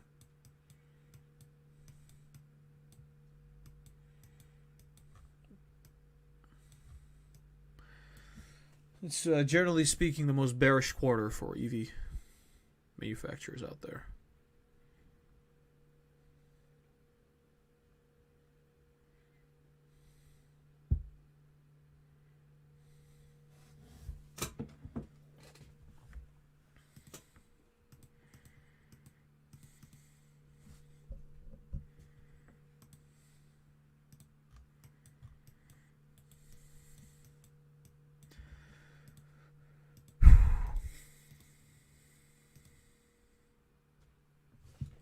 All right, so the final frontier, the 30 minutes. What's going to be happening next? Well, I think what's going to happen next is potentially some sideways movement like that, but then to the downside, we go to the 43, potentially to the 42, gradually bottom out, and then we start rallying to the upside just like that towards the $48. See some resistance, but keep on rallying towards the $50.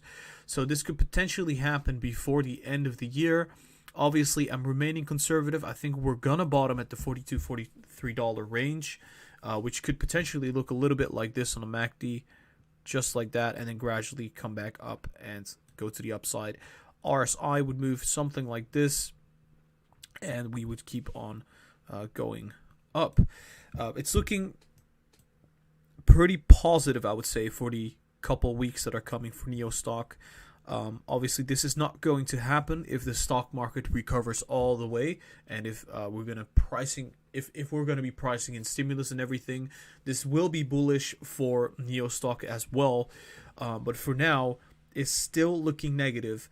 So I'm remaining a tiny bit skeptical of what's happening in this short term. If it does go down to this $42 to $43, I think it's going to be another buying opportunity before Nio Day, because they are delivering a lot of vehicles and their growth is just accelerating, and I think this is just the beginning for Nio stock. So it wouldn't be a surprise for me that it just runs all the way to $60, $70 before Nio Day, and that's going to be a gain of approximately 50%. I think it's almost guaranteed going to be running up 20 to 30%. So I'm going to probably buy some Nio stock and probably get out at like 20 to 30% profits, because I'm right now trading mainly. I'm not necessarily investing a whole lot right now. But yeah, guys, this was the Nio stock analysis for the pre-market. There will be another one coming up today, so make sure you are subscribed and hit the thumbs up if you haven't yet. I would appreciate that. On top of that, guys, check out the social media. We have an Instagram, we have a TikTok, and a Twitter, so check that out. We also have a Patreon where you can donate, and where you can get many benefits like buy and sell signals, early access, exclusive content, and consultations. So check it all out, guys. All the links are going to be down below in the description. So guys, this was Lucid Trading. I'll be seeing you next time. So that was the Nio analysis. Let's go to Palantir. Oh my, Palantir going down. Surprise, surprise. It is not really a surprise. If the markets are moving that way, then obviously Palantir will also come down. So unfortunate, because it was looking so good in the MACD and the RSI. Everything was looking fine. I mean, Palantir is not going down a lot. It's going down 2.6%. There are some stocks out there going down like 5%. So I'm referring to CD Projekt. If we take a look at CD Projekt, like, this thing is like just falling off a cliff, right? It's just ridiculous. 5% to the downside. Why are you doing this to me? Stonks, please. But yeah, I think CD Projekt is still a strong buy.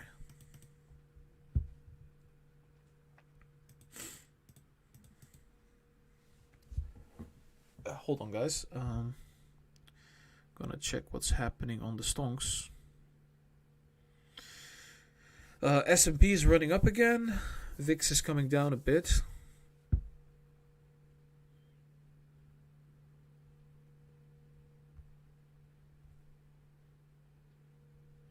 Hold on, guys.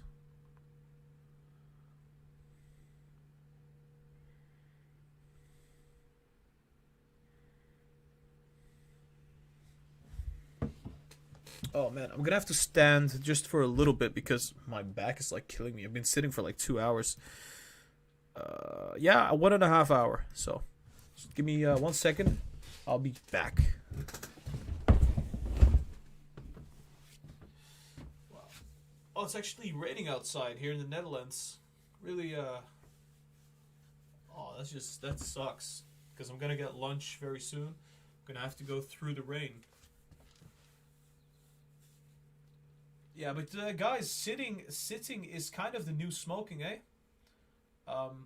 So for the people out there, make sure you don't sit like 8 hours straight. It's not really good for your back. I can tell you that. Really sucks.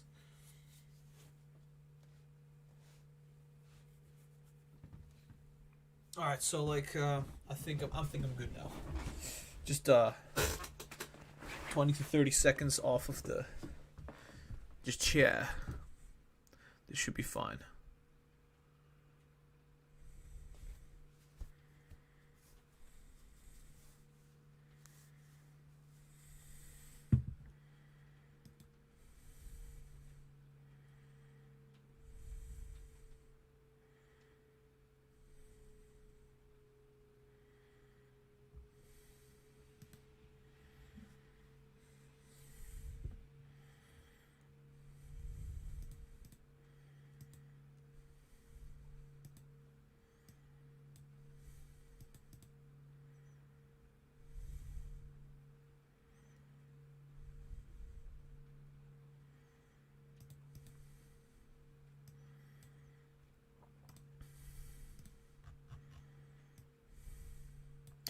Yeah, if I can draw a proper trend line on the MACD, kind of indicating that we're following the trend.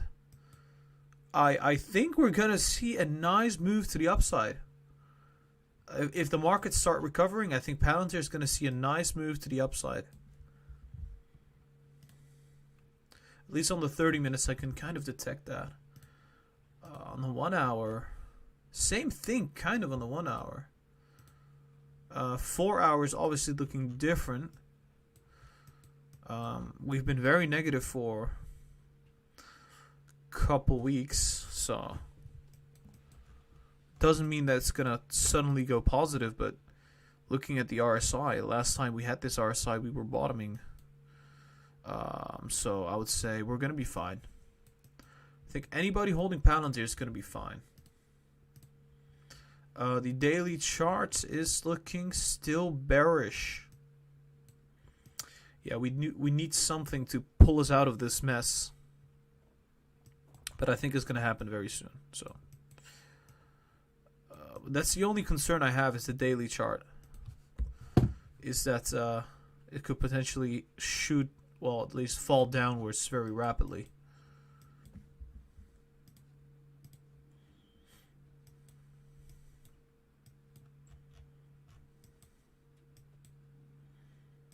I think Palantir is a buying opportunity. It's down less than the overall market, guys. Palantir is down less than the overall market. That is some really bullish news.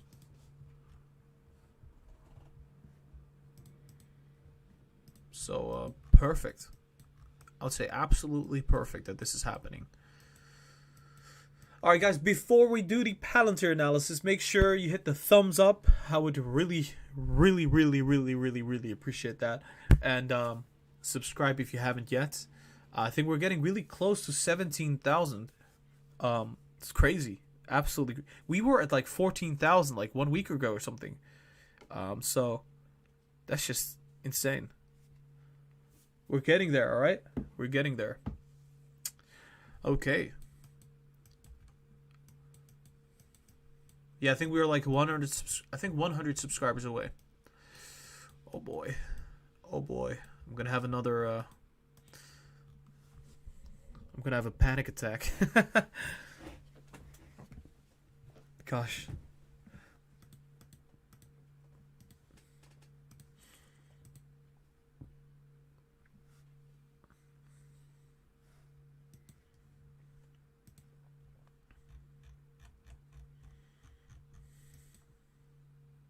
Yeah, I'm gonna let everybody know we're gonna do Palantir now.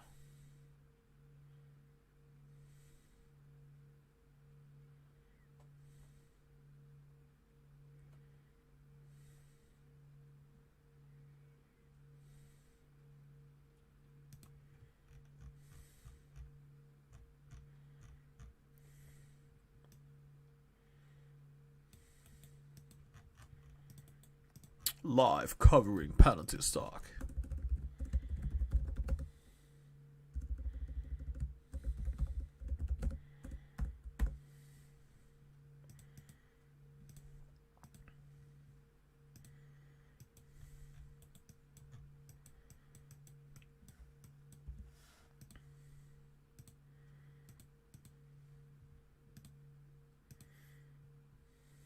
Yeah, I think we're gonna be fine. I think we're gonna be fine.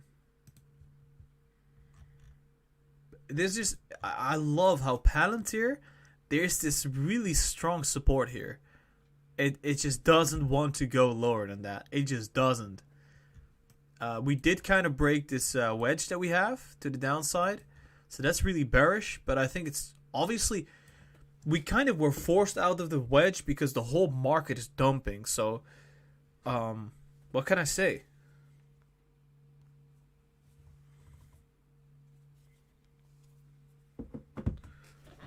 What can I say about that? Honestly, I will say it in the video as well. So, okay, we're about to start.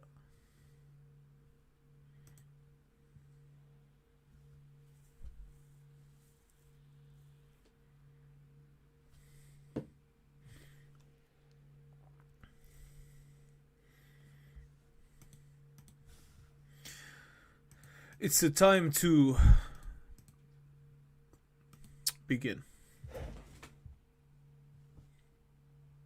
Hey guys, welcome back to Lucid Trading. I am Gara, and today we're going to be analyzing Palantir stock. This will be the daily pre-market analysis for Monday, the 21st of December. Before we begin, make sure you hit the thumbs up and subscribe to the channel. We're getting really close to 17,000 subscribers. I think we need about 100 subscribers, so make sure you do, and we'll get there very soon. On top of that, guys, I am not a financial advisor, and well, I just draw lines on a chart, right? I give my opinions on the technicals, so keep this in mind. Let's begin with this analysis right away. So, Palantir, right? What's happening with Palantir? Why is Palantir going down? Palantir is obviously going down because the whole stock market is dumping. I would even argue that Palantir is doing really good. The market is down approximately 1.8%. Palantir was down only 1.5%. So we're actually like doing really good. I would say in comparison to a lot of companies out there, including Tesla, that's down like 3 to 5%. Palantir is looking pretty fine. We're having a very strong support at $25. It just does not want to budge. We also had a very good good headline coming out for Palantir today, which was that they got a new contract with the army, which is amazing. So I would say there's a good chance that MACD is going to start running up very soon, which could mean that at this point we're going to start rallying to, I would say, $26, consolidate, and then potentially shoot up, fill the gap to the $27. So I'm looking at Palantir as a strong buying opportunity at this point. We're now at the oversold. I think the RSI is going to gradually come back up as well and just kind of move to the upside. So Palantir right now, just according to the 30 minutes, nothing else, looking pretty solid. Now let's go to the 1 hour chart.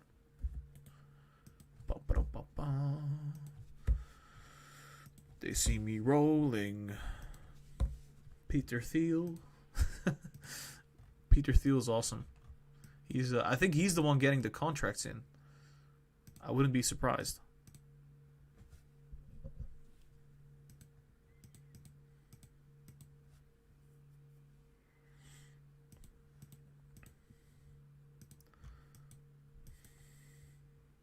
Alrighty, so looking at the 1 hour chart, it's looking, I would say, pretty nice. There's a good chance we're going to bottom out and start running to the upside. The RSI is going to do something very similar.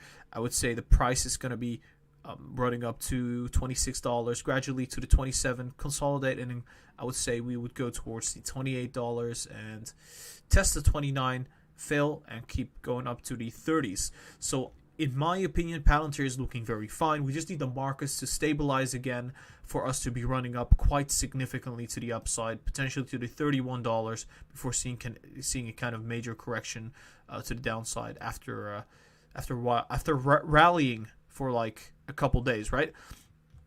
But I think for now, I would have to say that there is a chance that if the markets are even more bearish, that this is going to come down to the 23, maybe even the, I would say $22 before we see another rally. But I think we've seen all the negativity. The market is coming down because of the corona fears. I think this is going to be looking pretty solid. I think Palantir is looking like a strong buying opportunity. I would say going all in is just too risky. Dollar cost averaging is going to be the way I'm going to be doing it. I'm going to buy any time there's a dip. I think this is a kind of a tiny dip that we are seeing, and yeah, I would get some more Palantir stock and kind of hold it until approximately the first week to middle of January. I think it's going to be looking pretty nice by then, potentially even reaching the $40 to $50. But right now, our short-term target is around the $31 to $35, $33 in this kind of range. I would say it's very possible that we could see that happen in the coming weeks before the year ends. So that would look a little bit like this on the RSI. And the MACD would kind of move in this fashion. So I would say Palantir, like I said, very strong buy. Let's go to the 4-hour chart, see what's happening on the longer time frame. See that? Pause. Okay, cool. Right, so obviously, guys, I just want to say one more time, the pattern that I draw, I'm not saying it's exactly happening like that. If I would draw this pattern for it to exactly happen like that, I would probably be drawing the line not that fast. You know, I would draw the line more like this. Right, so that's not productive for anyone. So I would say this is sort of an indication of, okay, it's going to go to the upside. It's going to go towards these targets.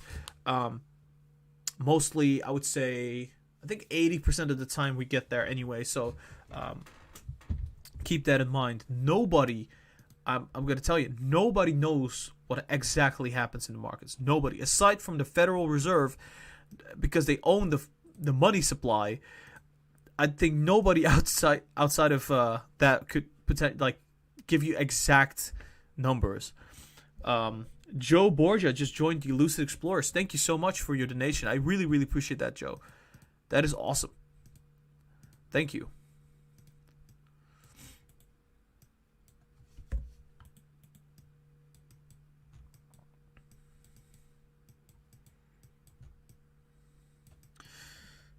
Four-hour chart coming up. Oh, dang. That's very bad.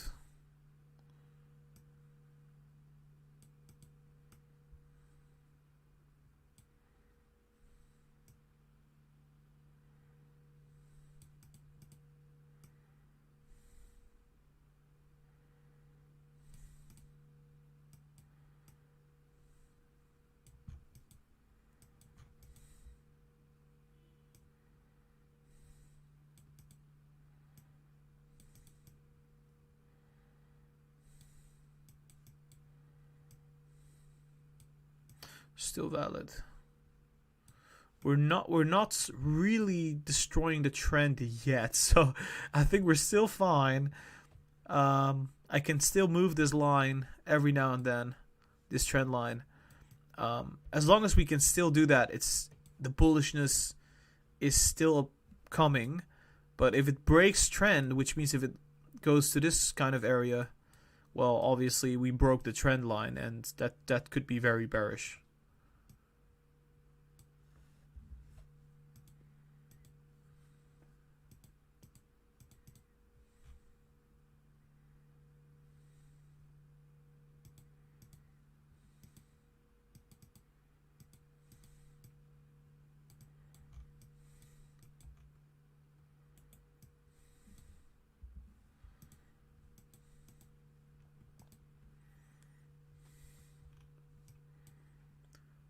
All right, so the 4 hour chart. What's happening here? Right, so on the 4 hour chart, I would say we have had a lot of negativity on the MACD. I think there's a potential chance that it goes down a little bit, but we'll probably bottom out and see a big rally to the upside just like that.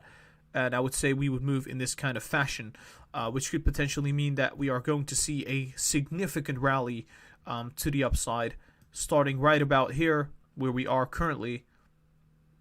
If I draw this properly on the long-term frame, it would look something like this. And then coming back down just like that. So I would say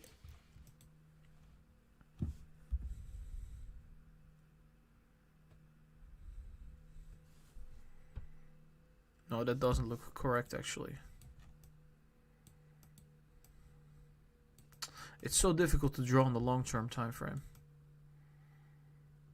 Hold on, let me just...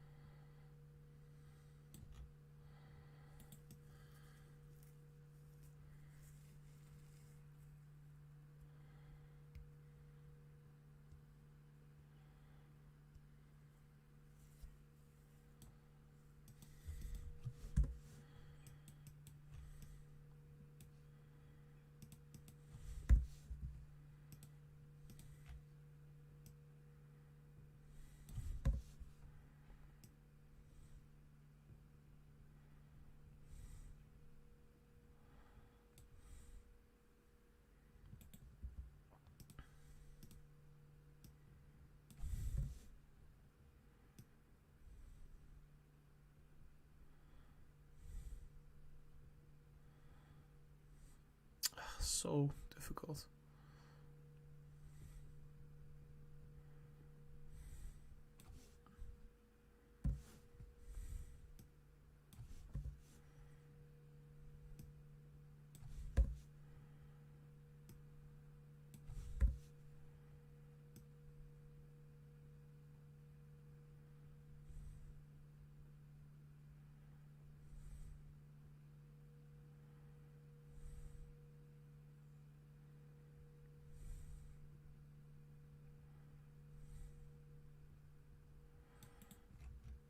Yeah, something like this, I would say.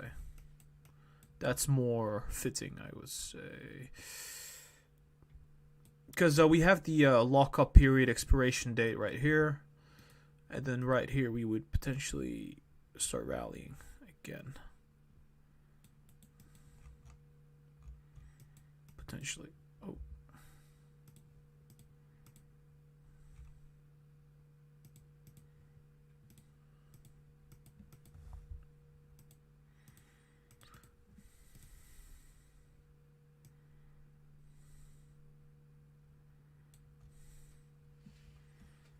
All right, so I just drew it again. I would say off the recording, right? So I think what's going to happen is we're going to rally towards the $34, $35 mark, see a correction back to the 30s, then gradually rally to the 40s, I would say in the first week of January, see another big correction to the downside because we don't really...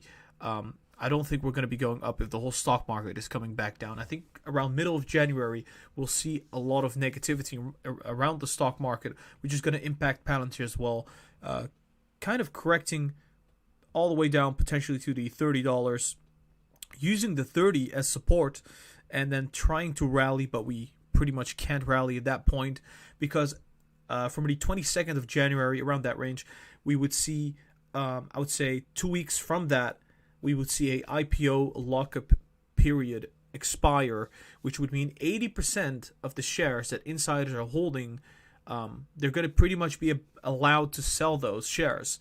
I think we're going to see a massive sell-off. We're going to see a brief spike before earnings. It's going to be amazing earnings, but we're still going to sell off massively. I think potentially back down to the $26, $25 before we see another rally towards the all-time high. So I would say I'll be getting out of Palantir before earnings, before the lockup period expires. I do not want to experience that. It actually happened right here at the direct listing. 20% of the shares became available for the insiders to sell, and they sold a lot of shares. Let's just put it that way. Palantir didn't do anything for almost a whole month, so it's going to be very negative. So for now, I would say on the RSI, shoot up to the overbought, come back down, and just stay in the overbought before coming back down again, and kind of rally towards the oversold, then go to the overbought again for, I would say, another rally after that lockup period expires. I think Palantir is going to do very, very well. They're going to be probably getting more contracts. So, so far, so good. I think Palantir at the current price is looking pretty sweet. Now let's go to the daily chart, take a brief look at what's happening, and then go to the 30 minutes and draw the patterns for the coming days. I had a tough time with the 4 hours here. I was like, well, what is going on? But I kind of get what's going on. It's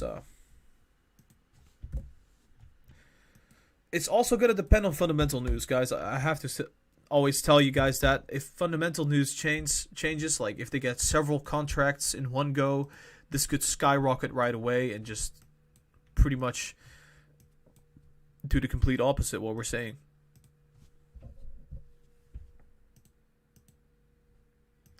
All right, so there's about 30 minutes left until the market opens. So keep that in mind.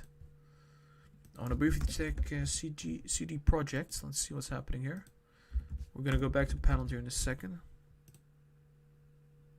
It's still down 5%. Nice buying opportunity. I think I'm going to get some. I'm going to get some as the market opens.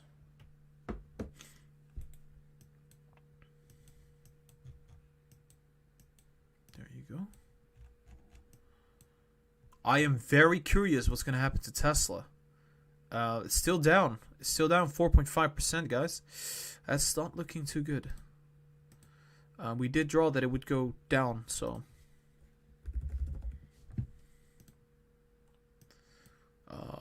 But yeah, you know, I think it will definitely come back up. Look at this. Look at this. It does not want to go below 25. It really doesn't. It's like strong buying pressure at the 24. The funny thing is, it used to be resistance. We used it as support right here, but then we gapped down. So it's a very strong support right now. If we breach this 25, we're most likely going to be trading in this range. So, but I think it's not going to happen. I think we're already down huge. So, I think we'll be just fine.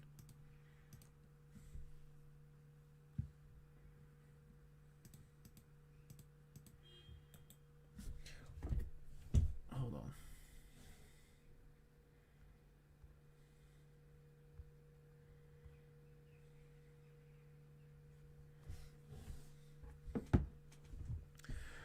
Guys, make sure you are subscribed. Once again, we're going to be covering everything again before market close.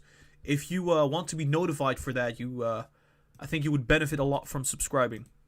It's just my opinion.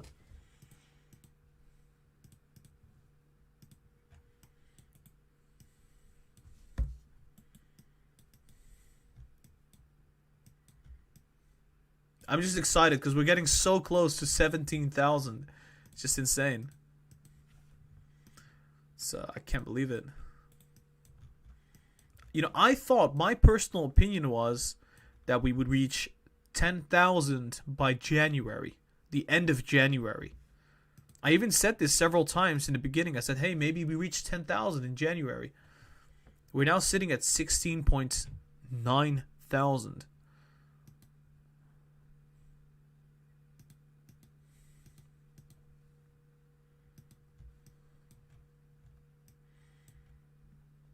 Alright, so the 30-minute chart. What is going to be happening here for Palantir stock? Now, I think what's going to happen is we're going to consolidate here and gradually fill the gap, go to the $26 and keep going, fill another gap here to the $27, see some resistance and keep going to the upside, going to the 28, seeing some consolidation again, and then passing through the 29. I would say the MACD is going to gradually come back up, just like that, and then go to the upside. RSI, same story. Go to the overbought, come back down, and stay in the overbought like that. So I would say very, very strong opportunity to buy Palantir. We see that this is a strong support. It's happened several times. This used to be resistance. You can see it right there. But now is support, the $25 range.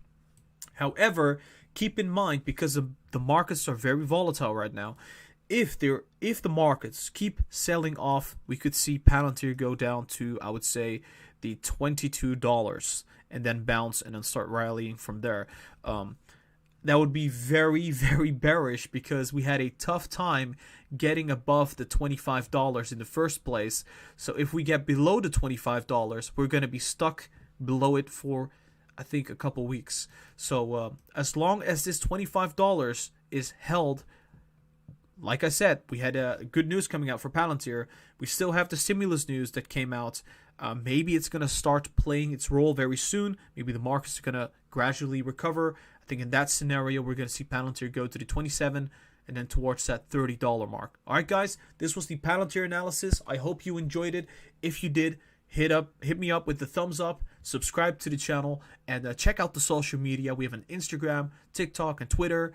We also have a Discord community that you can join, where we talk about pretty much everything related to trading and investing. So make sure you join. You can also donate at the Patreon and get many benefits like buy and sell signals, early access, exclusive content, and consultations. So everything is going to be down below in the description. Check it all out, guys. This was Lucid Trading. I'll be seeing you next time. That was Palantir. We got 20 minutes left. I mean, that's amazing. That's absolutely amazing. How is this possible? Have we covered Apple yet? I think we should, because Apple's looking pretty sweet. Pretty sweet.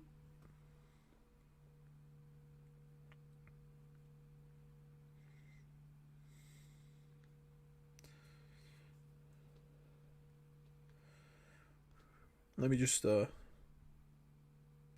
briefly check what's happening out there.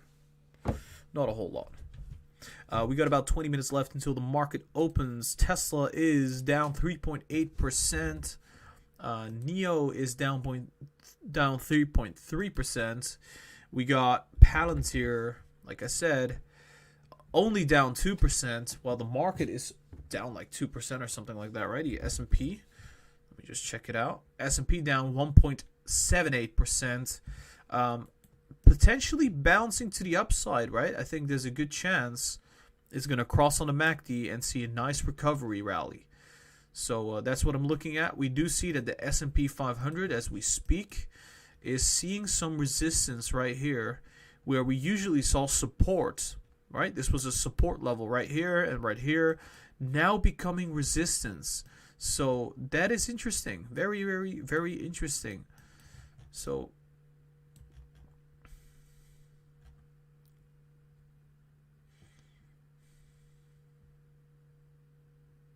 I think it's going to consolidate. I think, if anything, the S&P is going to pretty much consolidate right here and then start rallying.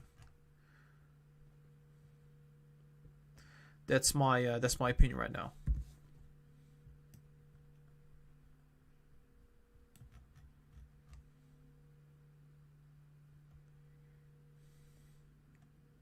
Yep. I'm not too worried about this. I'm not too worried about this. Nope, not too worried about this at all.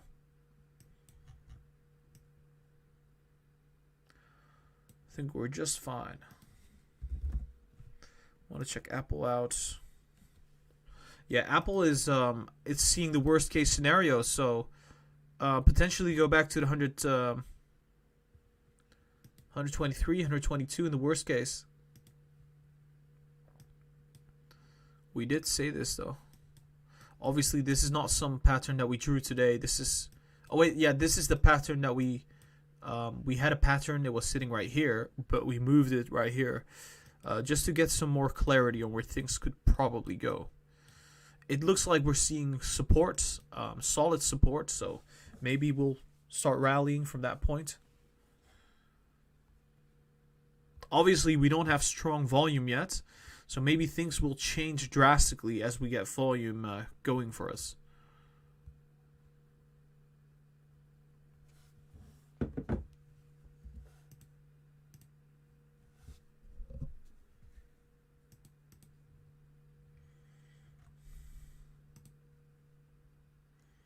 We're now sitting at the 670 for Tesla.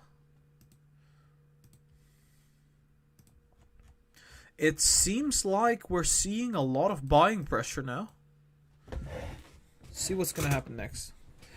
Although I have to say, the RSI is moving really fast, but we're not really seeing big moves. Oh wait, never mind. We do see big moves. We're seeing big moves now. Never mind.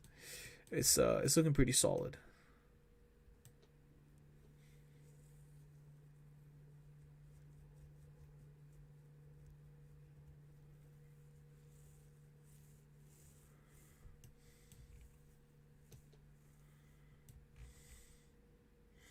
Yeah, we're touching a resistance level as we speak, the 670.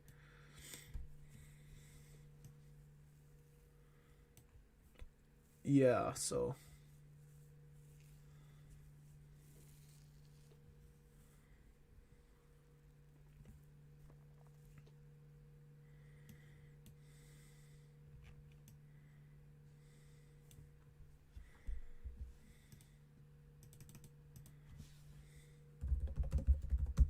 whoa.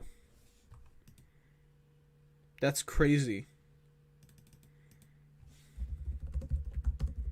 Yeah, we're gonna have to check his Twitter, guys. We have to. He's memeing again. Oh boy.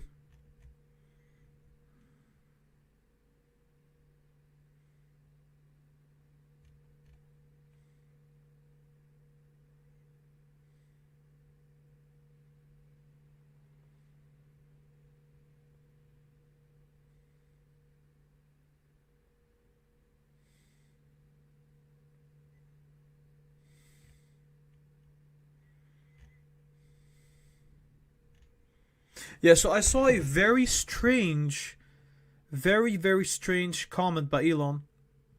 Michael Saylor says, if you want to do your shareholders a $100 billion favor, convert the Tesla balance sheet from US dollars to Bitcoin.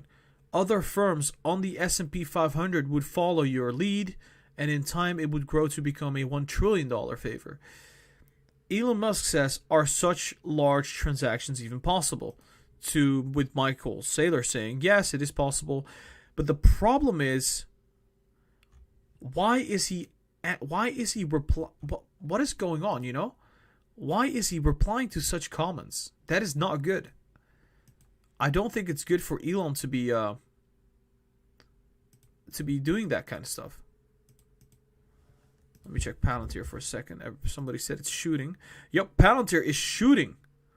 Holy mo! Palantir's going up. I can tell you that. It's looking pretty sweet now.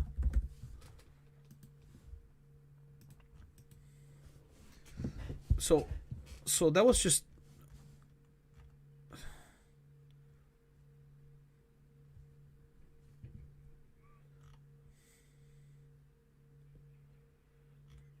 He's just posting a lot of memes. Posting too many memes.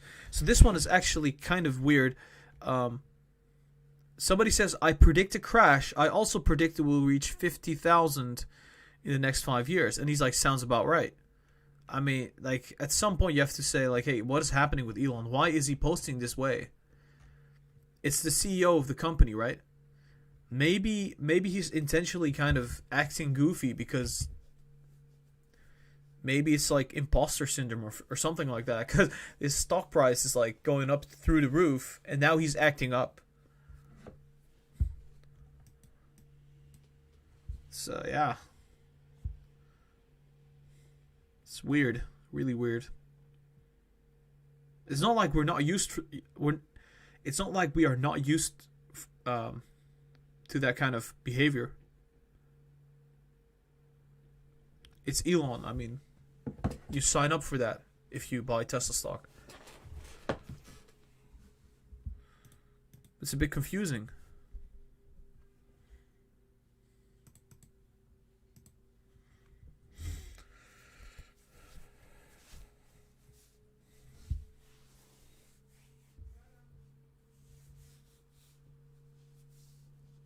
Is Bitcoin still going up? I think Bitcoin came down, right? I shorted Bitcoin for a second for some profits.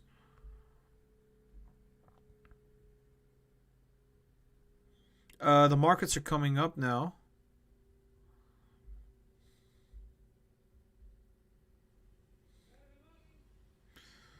So yeah, it's the markets coming up. MACD's crossing. RSI has some room to the upside. We'll see what happens, right? It would be crazy if Tesla goes back to 690. Right now it's down 3.6%.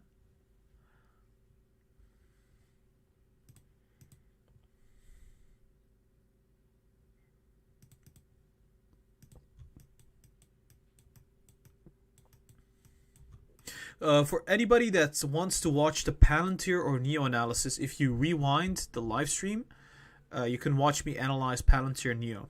I already did these. Keep that in mind. The markets are about to open in, I think, hold on. In about 11 minutes. So let's see what happens next.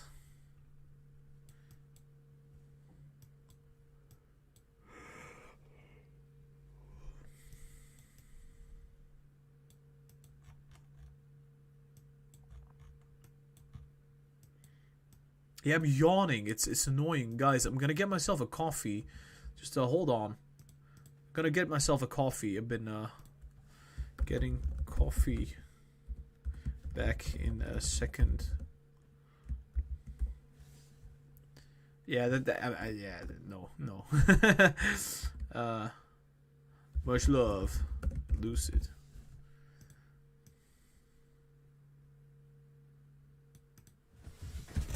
I'll be back in a second. Gonna get some coffee.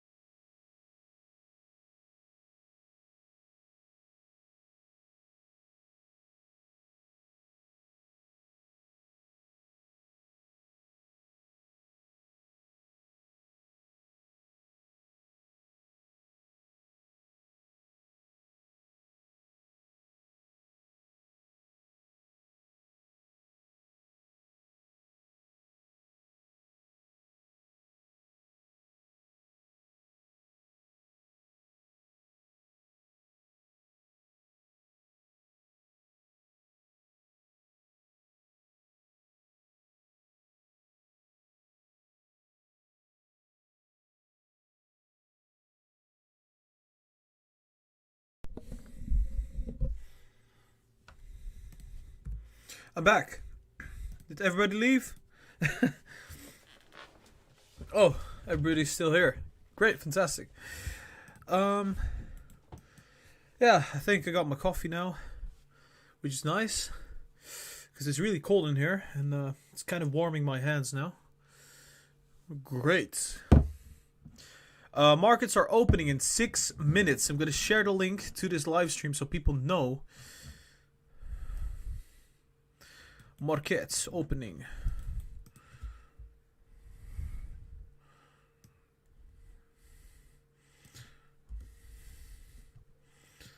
Market.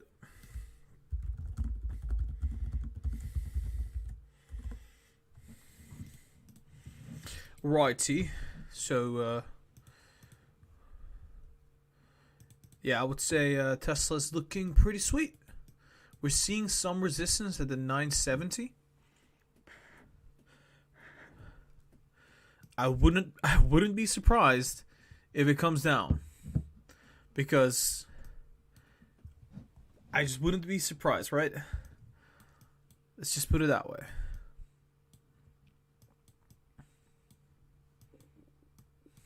We're seeing some resistance.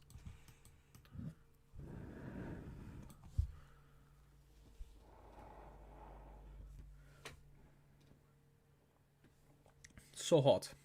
Too hot. I think we're gonna fill the gap, potentially, to the downside. To the 666.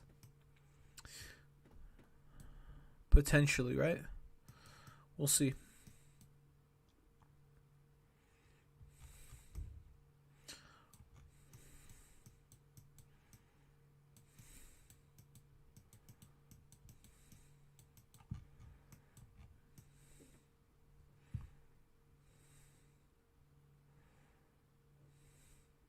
We're kind of in a bearish channel as we speak.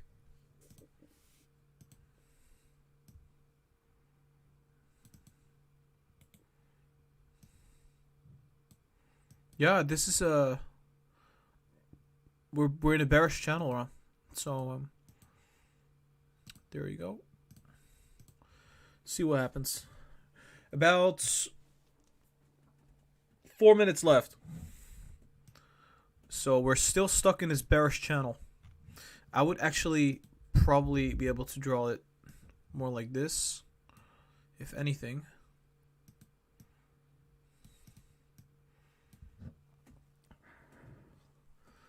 And I think there's a good chance we're gonna be potentially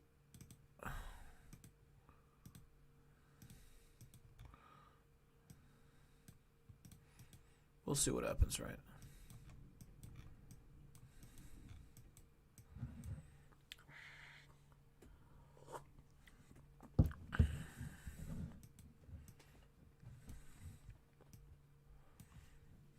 I would be very surprised if Tesla would run to $700 and open. I would just be baffled at how strong this stock is. The whole market is in complete fear and agony, and then Tesla runs to 700.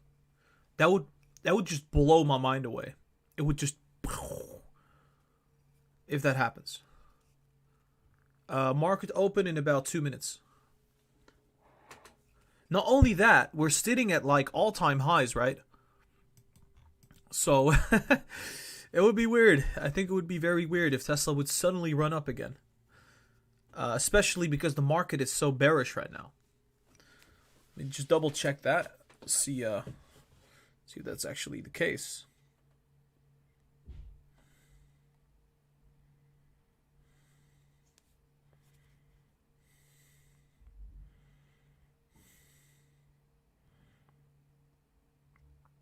Yeah, the markets are starting to look a little bit more positive, especially the Nasdaq. Okay, we're selling off to the 665.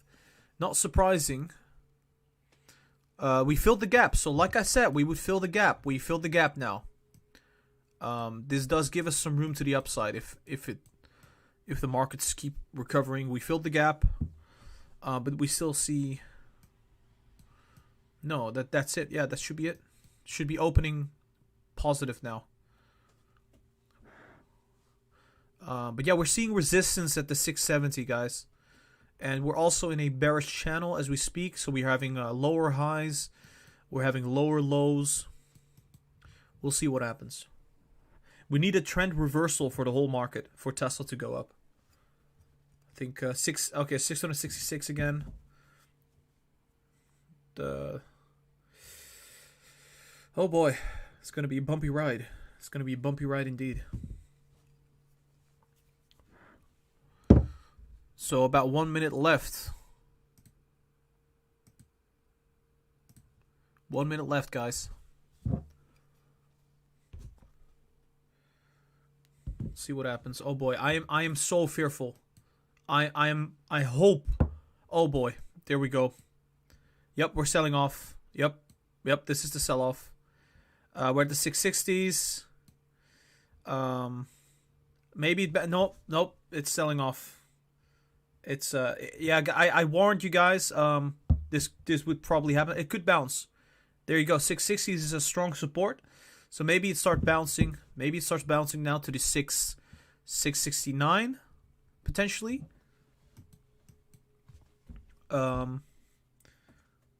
Yeah, but it's still looking pretty bearish, I would say. Oh boy, it's coming down again. Oh boy, no. I'm so sorry for some people out there though. But I think there's a great support at the 650 if it comes down to that point. We're seeing support here at the 658.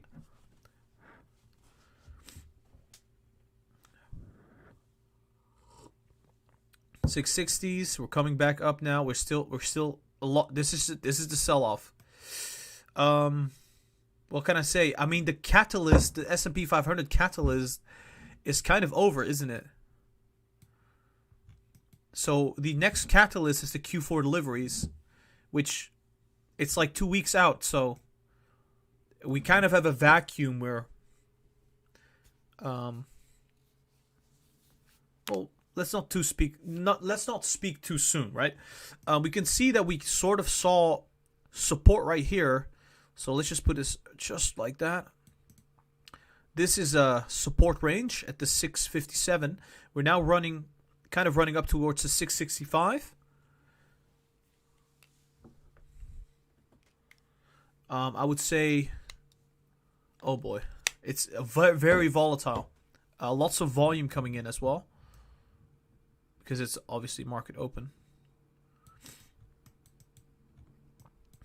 So there's a lot of selling pressure, but there is a lot of buying pressure kind of negating it.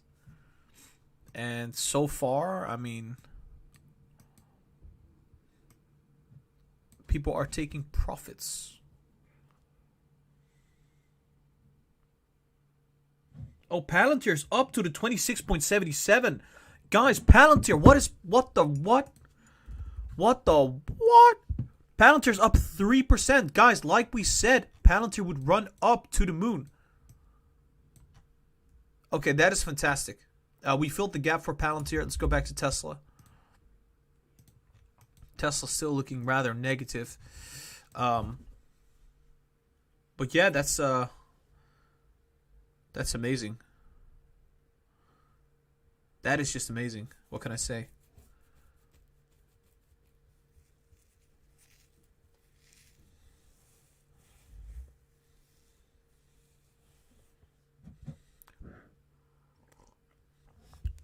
Tesla now starting to run up a little bit, but I think it's still looking negative.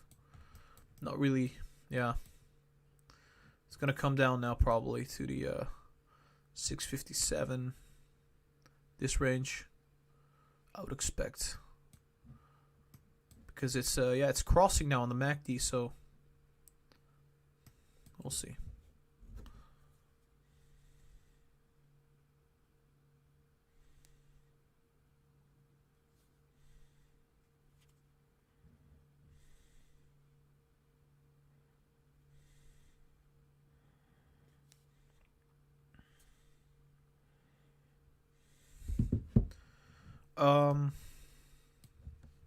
Palantir is looking pretty good. Yeah, I told you guys Palantir was going to break out. I told you guys any kind of tiny good news would mean for Palantir that we would shoot up, because the MACD and the RSI on every time frame was looking pretty sweet. So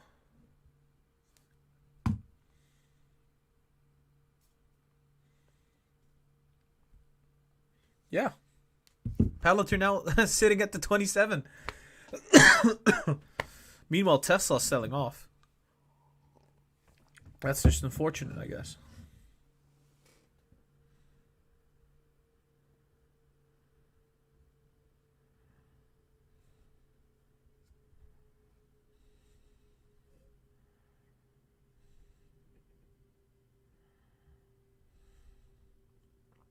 We're now seeing support for Tesla. The 663. So potentially it's going to come back up. If it's going to use it, it could potentially come back up to the 660s and above. Just briefly checking what's happening on the markets on my phone. What's Nio doing? Tesla's coming up now. Nio is coming up as well.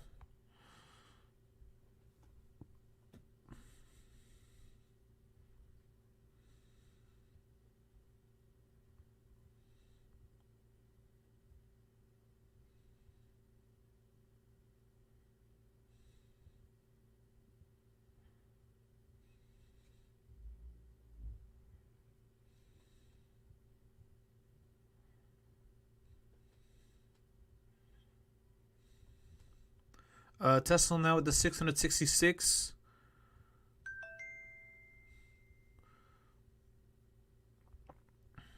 I don't know what to buy right now.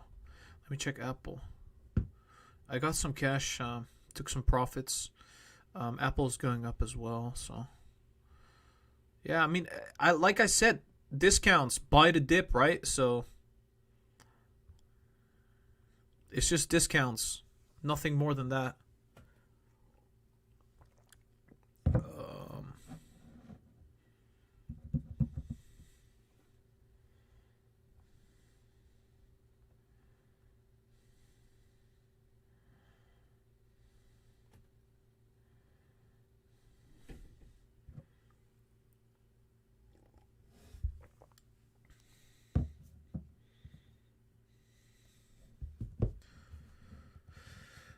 Yeah, so we're still in this bearish channel as we speak.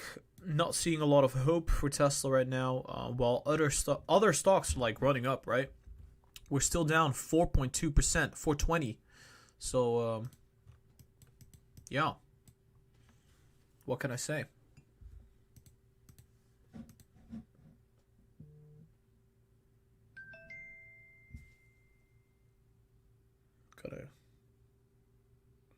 I got a message.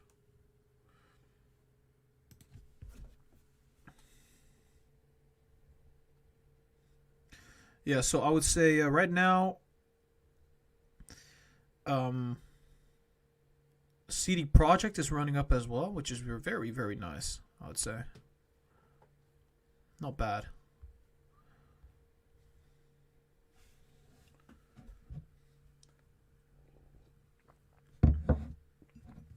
Let me briefly check Palantir.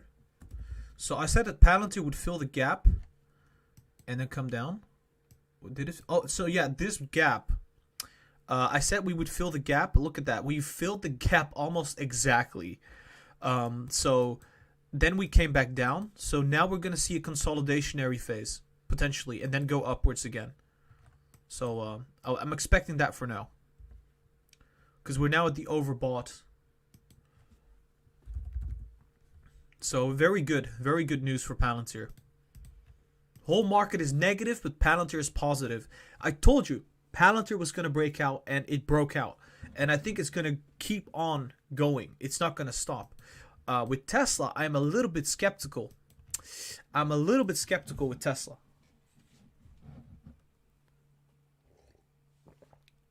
It's going to be a tough one. I think the only way we can see Tesla go positive is if the institutions and the hedge funds, they start buying this stock. If not, then it's going to be a tough one.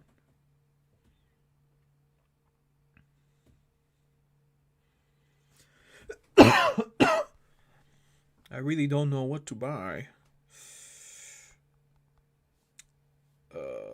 So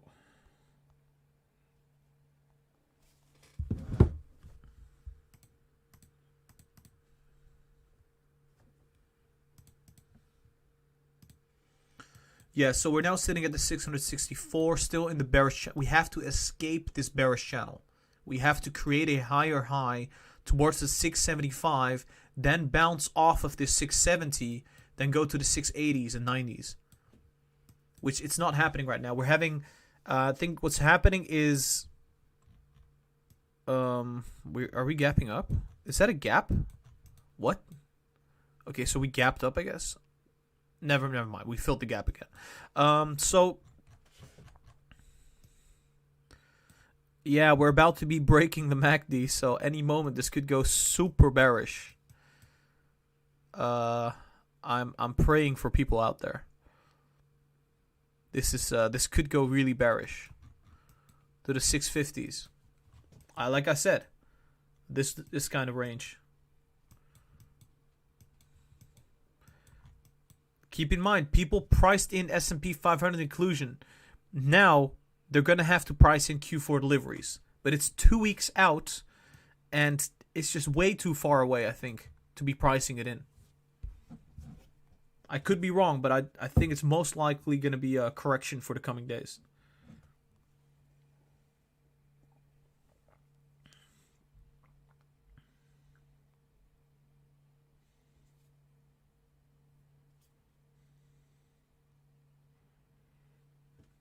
$6.59. Oh boy, here we go. $6.58. We're coming. Oh no. Oh no. Don't do this. Oh boy, 657. It's using it as support. It's breaking through the bearish channel. If it uses, okay, thank God it used it as support. If this would be like, if it would go through this, it would go down to the 650s.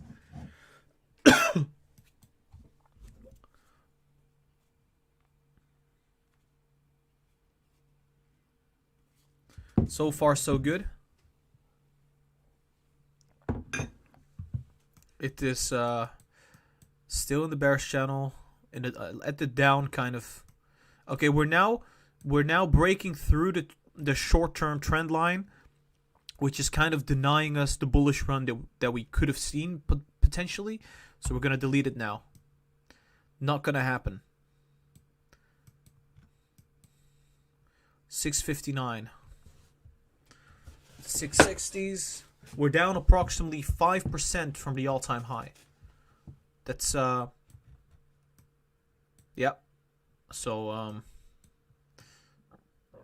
we're still consolidating in the $660s, $650 range.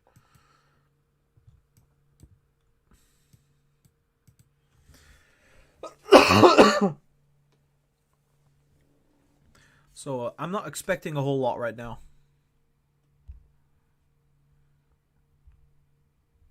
Hold on. 657.4. Oh boy. If it don't breach this, oh no. Oh no, please. Thank God. Praise the Lord. Praise Elon Musk. Do not breach this, because it's gonna go down to 650. We're good right now. We're good. We're good. We're good. We're still good. We're still good. We're still good. We're still good. 657. 657, okay? Alright, cool. Fine. We're fine.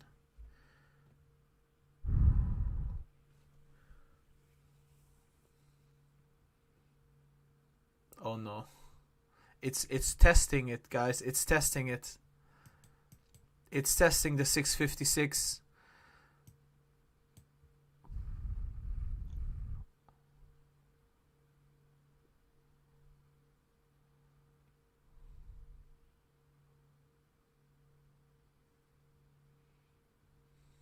Oh boy, nope, nope.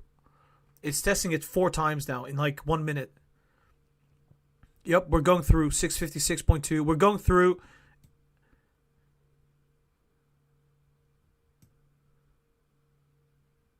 Still, we can still bounce. It can still bounce to the upside. 656.4. If it goes through this, I lose hope, because then it's gonna go to the 650s. 656.4.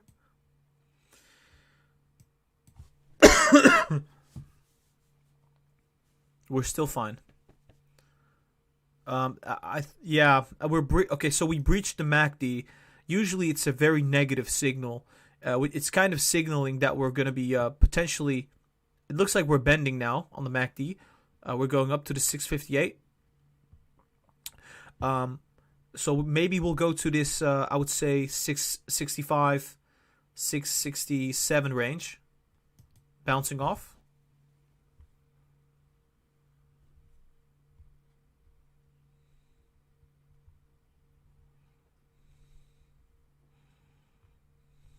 Let's see what I can buy. I think there's not a whole lot to buy in the market right now. Palantir is coming down.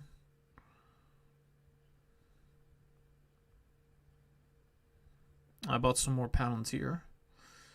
And let me check. Should I buy some Nio?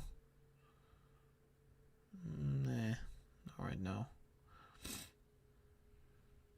659. It's starting to run up a little bit. What's happening with Amazon? Amazon is going up. I mean, the new COVID strain is kind of bullish news for Amazon, because it means that people might see another lockdown. Which is, I mean, all the COVID stocks out there, all the stocks that benefit from COVID will be pretty much running up today. Because remember, people are fearful that this thing is gonna come back and eat us and destroy us. It's really irrational, but I don't think that's gonna happen. We're breaching it. No freaking way. 655.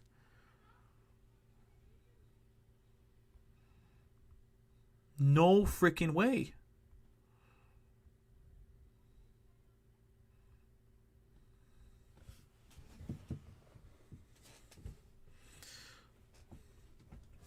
$650. Okay, so I'm gonna drop it one more time. This is the, if it breaches this, then it's game over. So okay, so it seems like we still have some room for play. This kind of trend line, or I mean channel, if it breaches it, then it's game over. It will just drop all the way. So we have to be careful.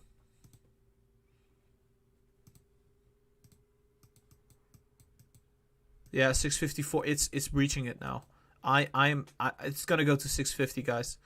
I think it's gonna go to 650. It's gonna go to 650. It looks really negative. It's selling off. It's 653. Oh boy. Yeah, we breached it. It doesn't make sense anymore. We breached it. Yep. It's kind of in free fall modus as we speak. There's not a whole lot of buying pressure. 653.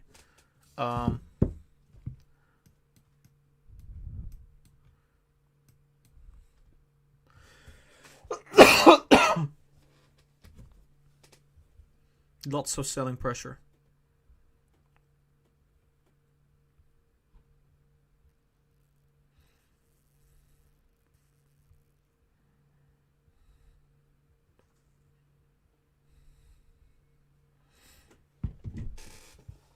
$652, $651, and $650. Not yet. 651.6. Are we bouncing?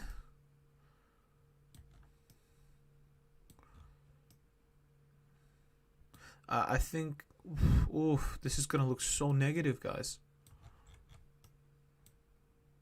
Are we gonna go to 630?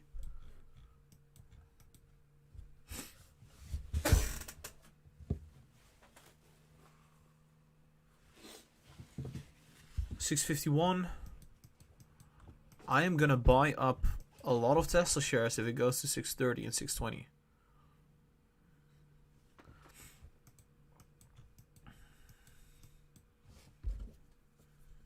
I'm telling you. It's gonna be hella sweet.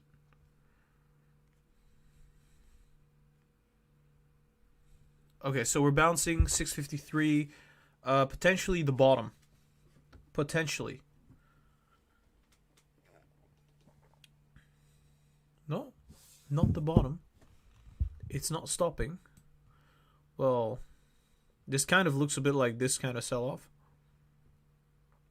And this one. And looks a little bit more like this one. What can I say? We'll see what happens.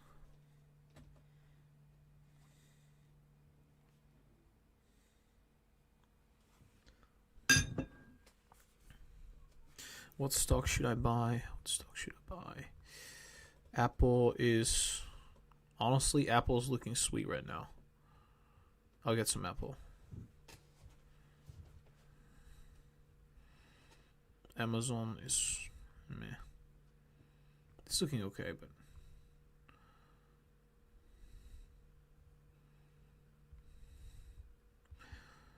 Nio. I'm gonna get some Nio. Okay, I got some Apple, I got some Nio, I got some Palantir.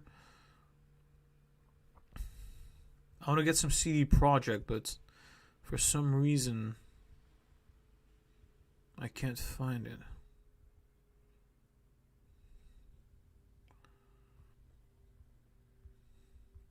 $655. We're seeing a kind of a recovery right now, but it could also just be a dead cat bounce.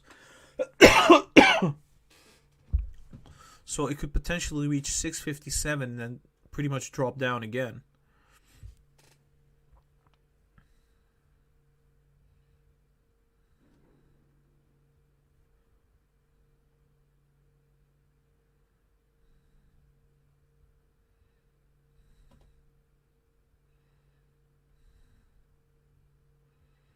AMD is selling off. Jesus Christ.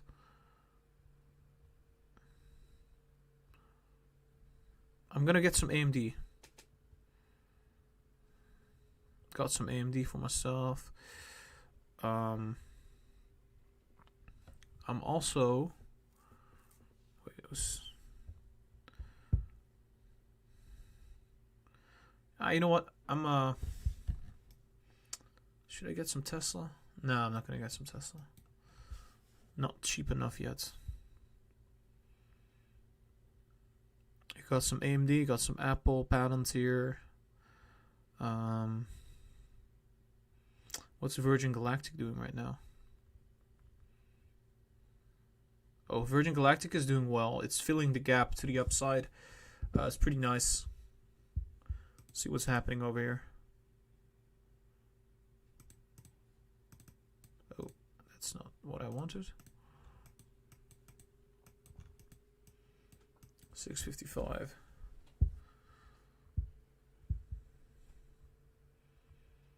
Yeah, so gold and silver not doing a whole lot. Bitcoin is not doing a whole lot. It's up, but not a whole lot.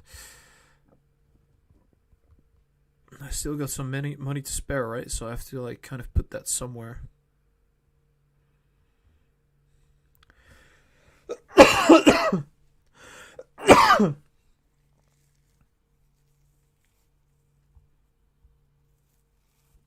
Yes, Tesla's going up like expected. Will it pass the 660 though? It could also see resistance.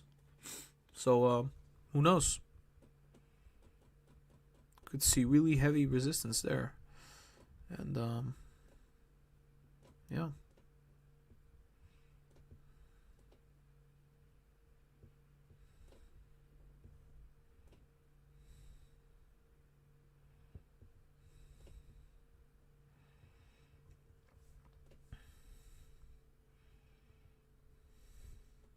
658, 658.7. Okay, fair enough. 659. Okay, this could be resistance here. It could fall down here. Yep. Yep, it's resistance. Previous support becoming resistance. Will it breach it?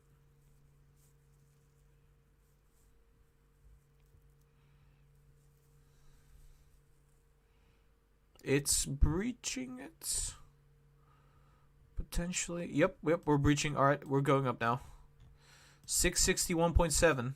Seeing resistance point here again. Coming back down. Potentially new bearish channel then. I would say just copy the current one. There we go. And then we'll place this right here. Right on there. Fair enough. We're still trading in the bearish channel, guys. If we want this thing to run up, it has to be breaching this, I would say, around the 670.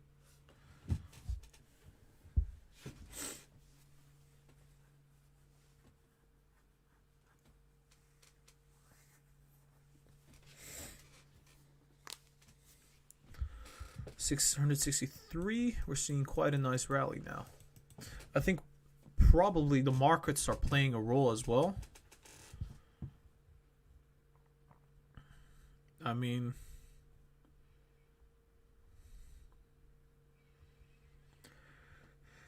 I think the markets are playing a big role right now.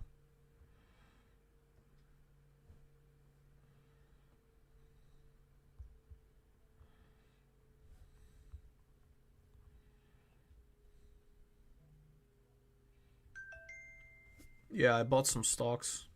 I got a message. I bought some CD Projekt.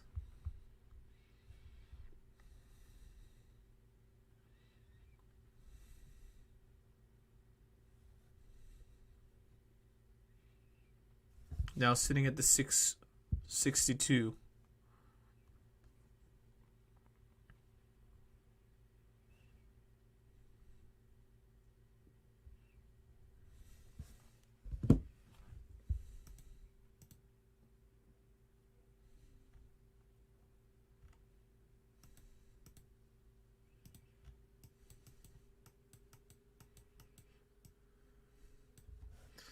One second. What's Apple doing? What's Palantir doing? Palantir's sweet. CD Projekt. Still not rallying yet. As of yet, I would say. Ooh, it's about to cross though. On the 5 minutes.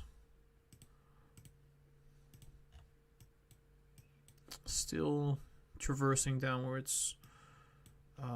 It breached the current support to the downside. We'll see what happens.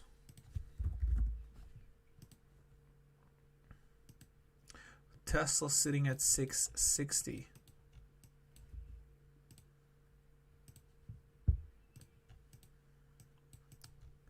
Yep, we're creating another kind of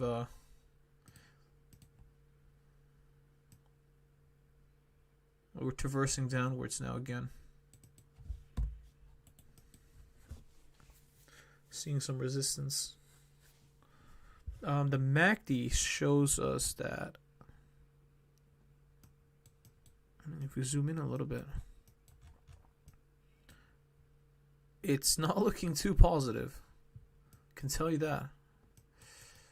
We'll have to see what happens. Just delete this. It's a bit annoying.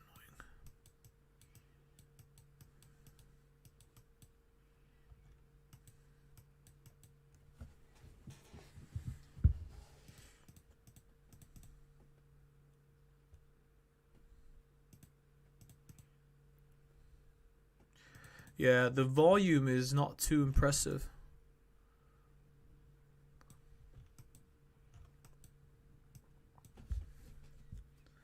So very problematic, actually.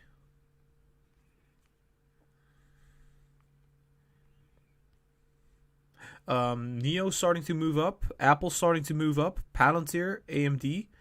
I wish I could show you, but never mind.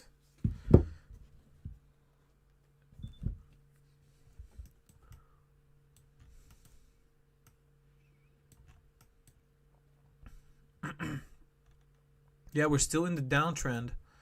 If things keep going the way they're going, we're gonna see this move kind of in this direction. So, unless institutions come in and buy, which I think they're gonna buy again at the end of the day, very briefly. It's not gonna be a lot of shares though, but if they're gonna buy at all, right? We don't know exactly if they bought in completely or if there's some left.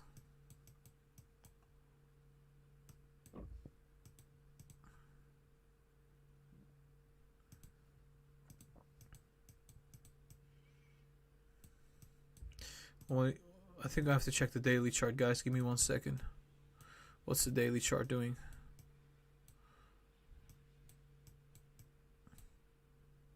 Oh boy.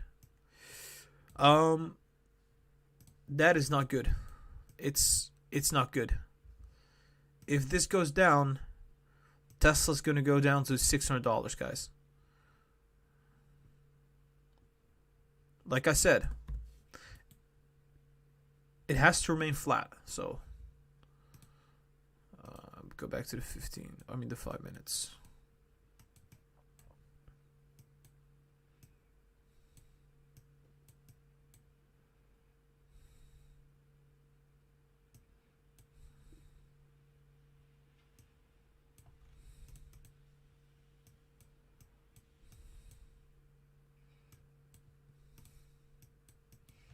We're sitting at the 658 now.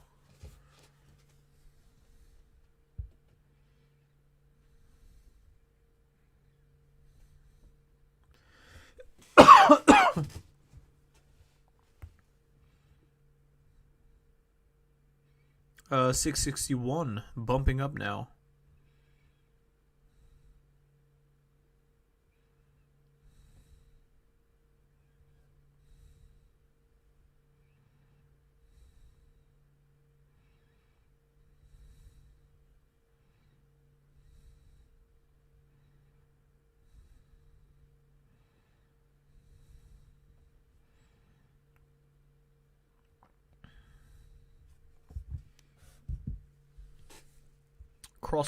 It's crossing at, that would be potentially reaching around the $665, $670 range if it keeps going.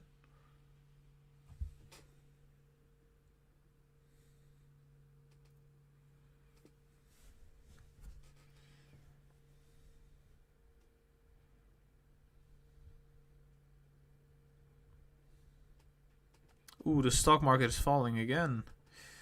That is not good. Stock market is coming down again.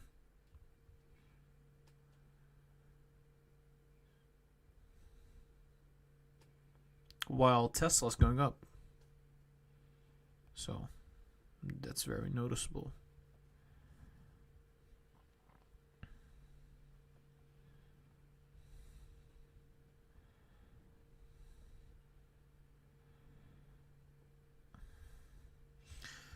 Right.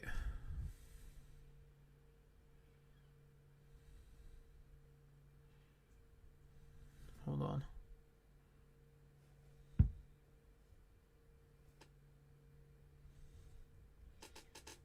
So as we speak, the market's going down right now. Tesla's going up significantly. Interesting. 663. Coming up to the 665 now, potentially.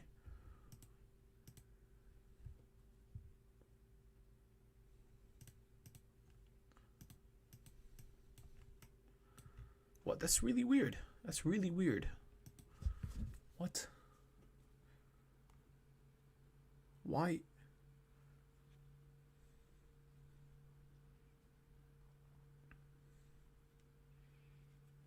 Palantir's coming down. Pretty much all the stocks are coming down now as we speak. Yep, the S&P is dumping. S&P 500 is dumping right now. Tesla's going up, which is nice. But everything else is dumping as we speak. So, really, really interesting. So Tesla's now skyrocketing. Going to the 665, seeing resistance. For some reason, everything is going down but Tesla. Fascinating.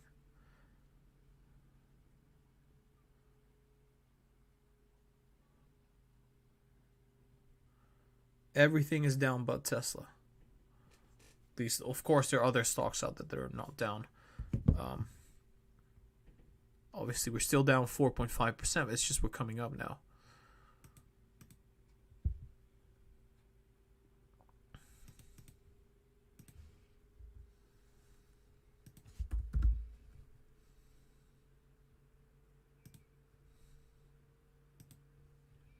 No, wait, hold on. I don't want this one.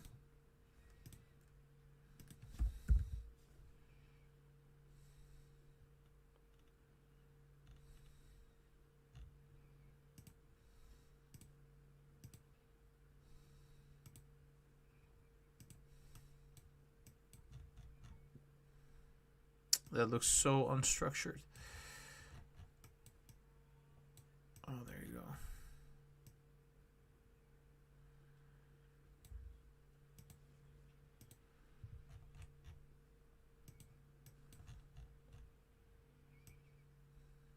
Bounced off of the 50, right? It's going down towards the 50. It passed through the 20. That's not really relevant right now. It's going towards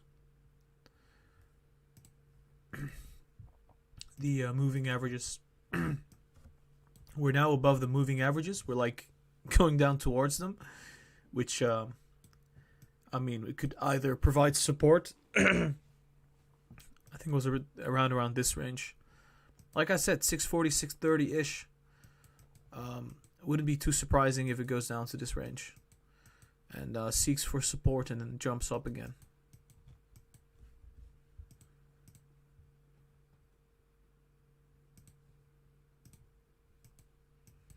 I want to check something else as well.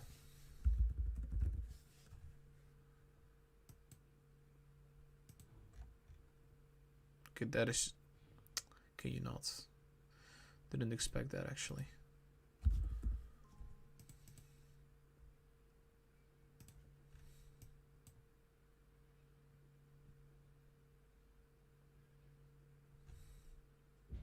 It's not looking too good.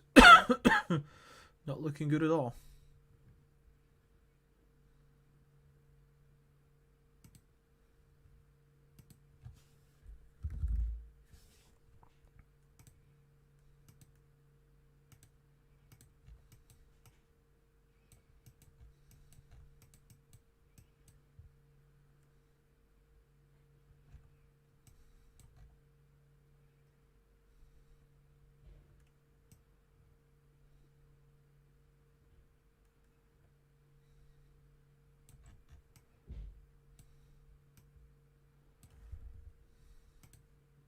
Yeah, so I'm kind of looking at this, and it's, in my opinion, if the markets do not recover, it's going to go down all the way.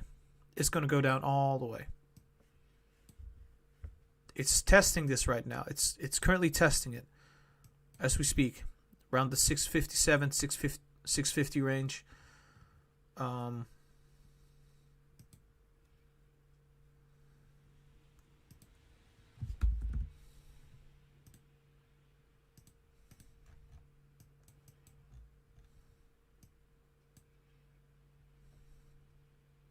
Yeah, right. So I was expecting like around the 640, 643 ish.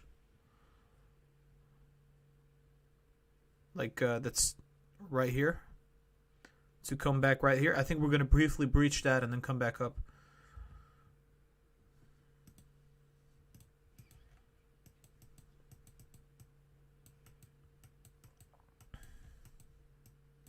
Wait, do we also have... Does this help?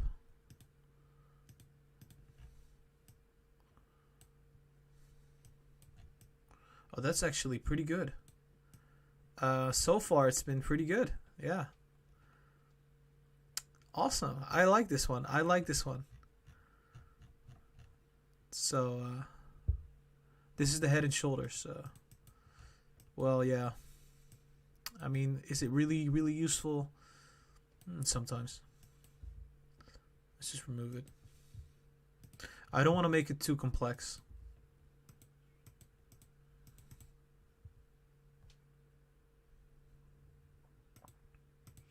Wait, is Palantir dumping? No, please. Please, no. Yeah, so the market is dropping.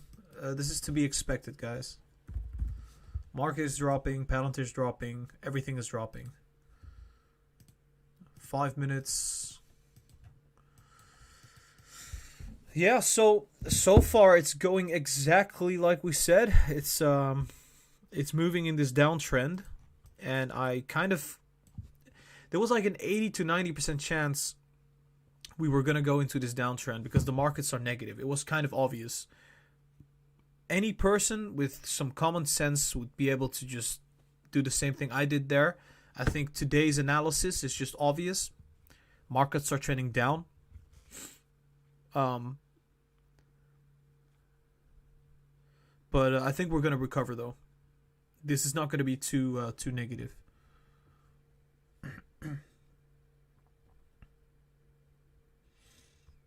It's going to be all right. Let's just put it that way.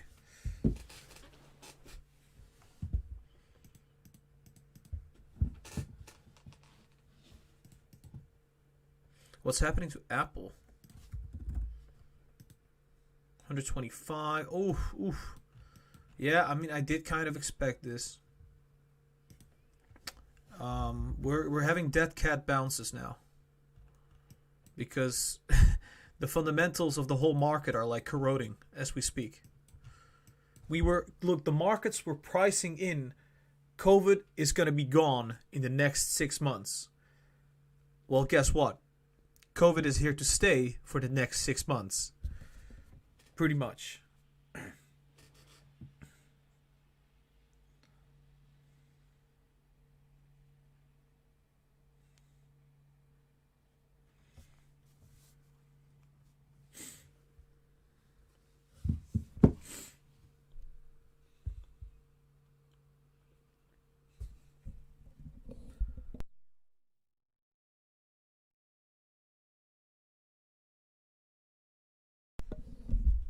All right, so 661.1. All right, so I'm just gonna kind of lay out what I think is gonna happen. I think everything is sort of gonna stay in this bearish trend. The stocks that we cover, Apple, is gonna remain in a bearish trend. It's gonna gradually recover, but it's gonna remain in a bearish trend. AMD, same story to the downside. Palantir. I think Palantir also seeing the same effect that Apple saw and AMD saw because all three of them are tech stocks. So I would say gradually consolidate to the upside. And which one did I cover as well? I would say Nio. I think Nio is looking pretty. Nio is looking pretty solid. Right? I thought Nio was going to be a little bit more bearish because of the news that came out about the delisting. Apparently, that doesn't go for Nio. It's running to the 46.77, correcting as we speak. So Nio is looking really bullish, really, really bullish right now. So potentially, maybe even like. Nah, let's not do that. This is fine as we speak. I think these are going to be the buying opportunities. By dollar cost averaging, I think it's going to be perfectly fine.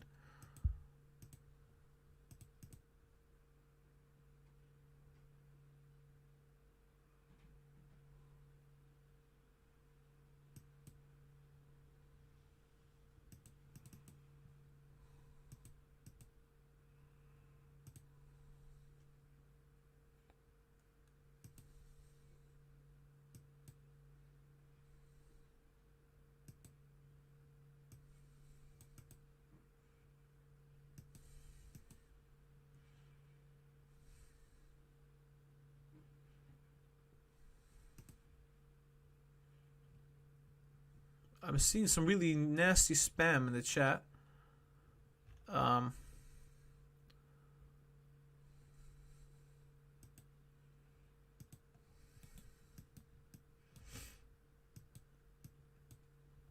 There we go. Should be fine now. Alright, so let's take a look at Tesla.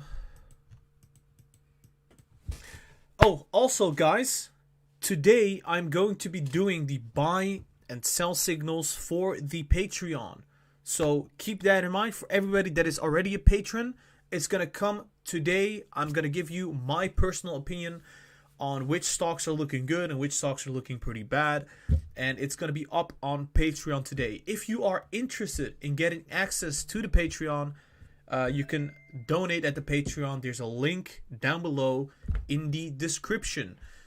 Only people who are joined on the Patreon will be able to get access to the Patreon, buy and sell signals and exclusive content and the technical analysis and the consultations.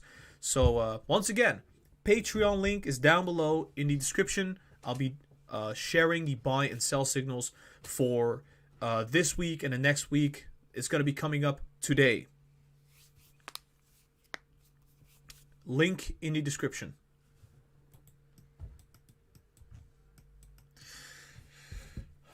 Alrighty then. Seems like everything is trending negative. Nio is just skyrocketing. Jesus Christ. My boy Nio.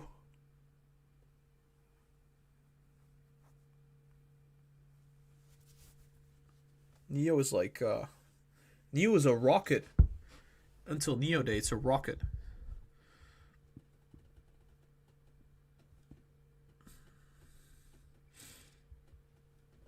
Let's see. Stocks for sale. I bought some Apple. I could not buy Apple. I got a good amount now.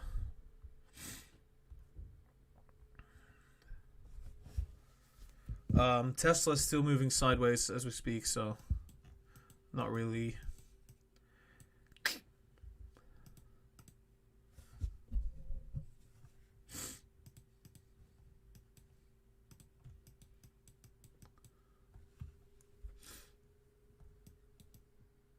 $658.7. Oh boy, no! Don't do this. I think we're still trending down. In fact, I would say that we now have we're having a lower high again, and we're trending downwards again.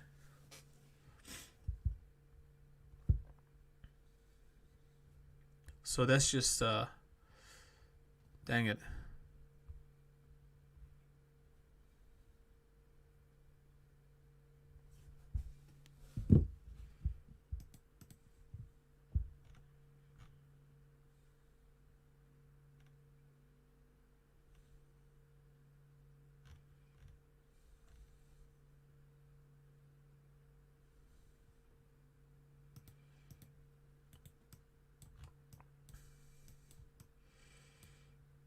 Still coming down.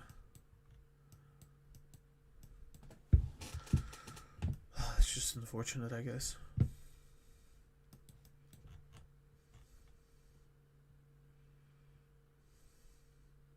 I think I can draw another one.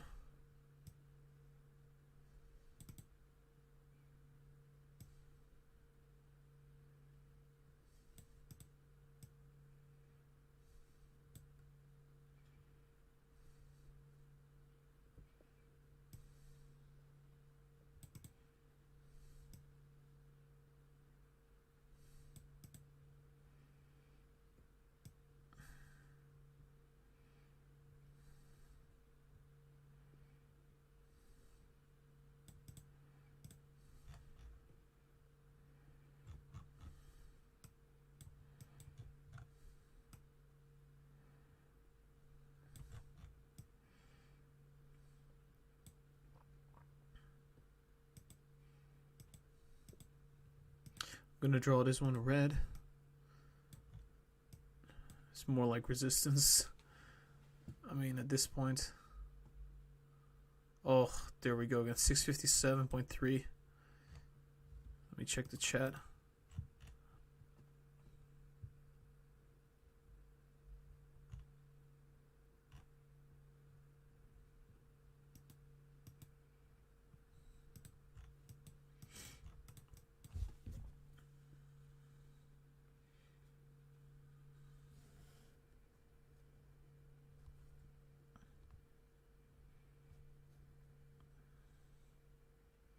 Whoa. Whoa, what is happening? Markets are selling off, guys. As we speak, markets are selling off. Jesus Christ. Damn. Looking pretty bad. Looking extremely bad.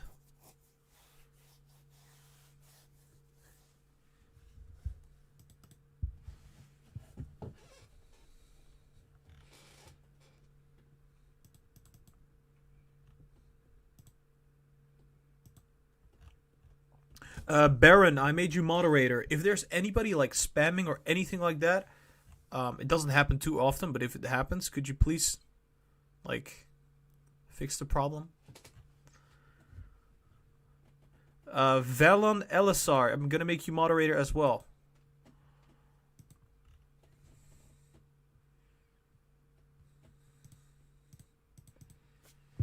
We got a couple moderators now to keep the chat clean. Very good.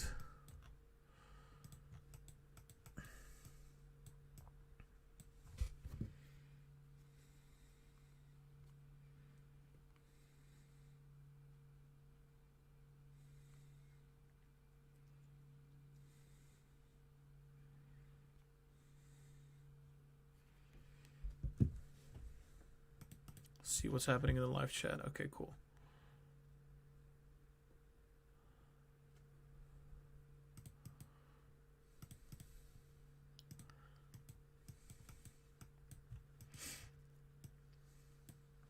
Yeah, it's just having such a tough time, right? We're still down about 5 percentage points. Oh, geez. Yeah. Nothing unexpected happening right now. Nothing unexpected. This is kind of, yeah. It's just what it is, I guess.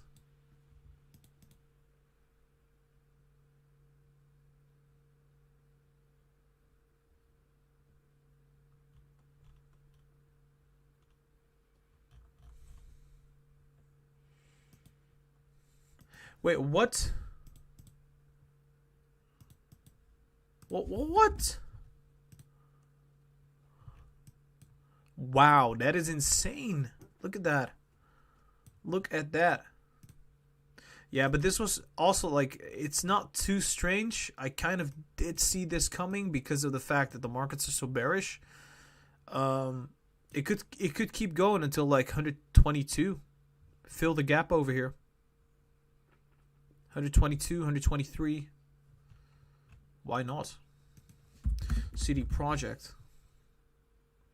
What's it doing right now? It's gradually recovering. Gradually, ever so gradually. Tesla still hanging in there at the 661. Let's go back to the 5 minutes.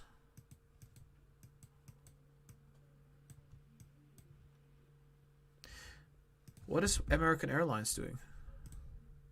It's dumping, of course, because COVID news bad, pretty bad. Yeah, I mean,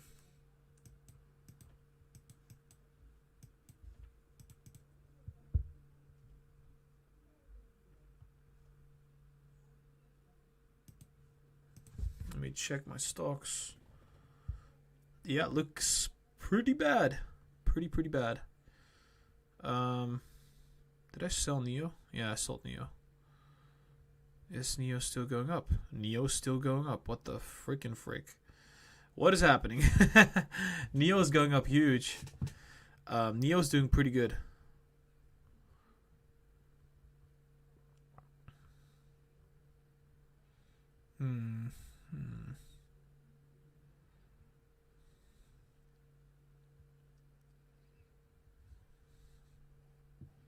I think I'm gonna put some money in Amazon as well, just in case. Alright. That should be good.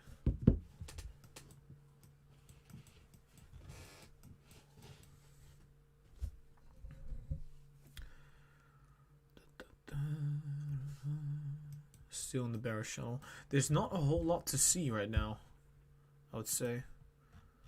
I do think the market might see a turnaround now. Historically speaking, the S&P 500, it could go lower. It doesn't look like it's gonna go lower. I think it's gonna go up again. Potentially. Potentially, right?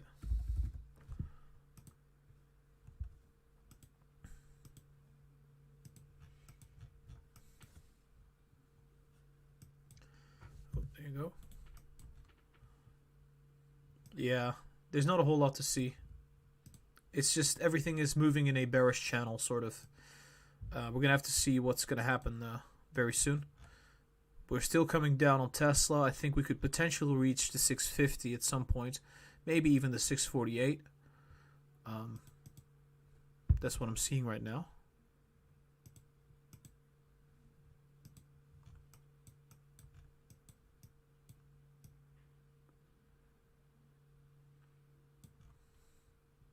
Maybe this is a little too bearish. I think it'll be fine.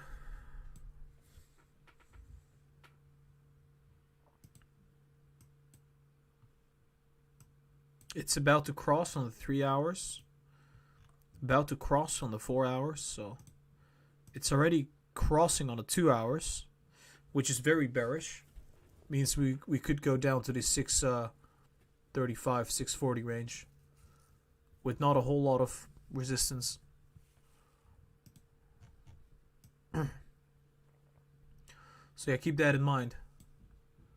The Fibonacci level was sitting at the 643, 642, which maybe that's a bit more realistic. So I think moving it to that level makes sense. Nah, I'm not going to do it. Yeah, keep in mind, 643, 645-ish could be moving there very soon. If this keeps going, obviously.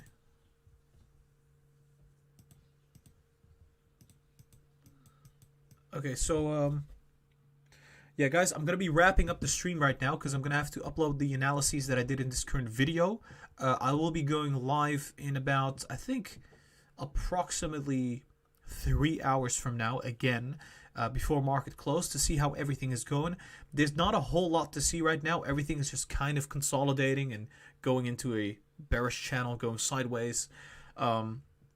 So I don't think it makes a whole lot of sense to remain live at this point. I'm going to have to upload some videos, and I'm going to be uploading the videos, so that's going to be something to kind of look forward to some people out there. And on top of that, we're going to go live again, like I said, in 3 hours from now. So make sure you are subscribed so you'll get the notification for when we are going to be going live. So in 3 hours, we will be covering all your favorite stocks, including Apple and AMD and Tesla and Nio, etc. So it's all going to be coming up. Make sure you are subscribed. Hit the thumbs up if you enjoyed this current live stream. I would appreciate that a lot. Check out the social media. Links are going to be down below for the Instagram and TikTok and Twitter.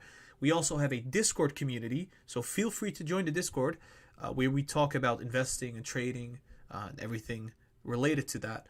Lastly, like I said, the buy and sell signals for the Patreon are going to be up today.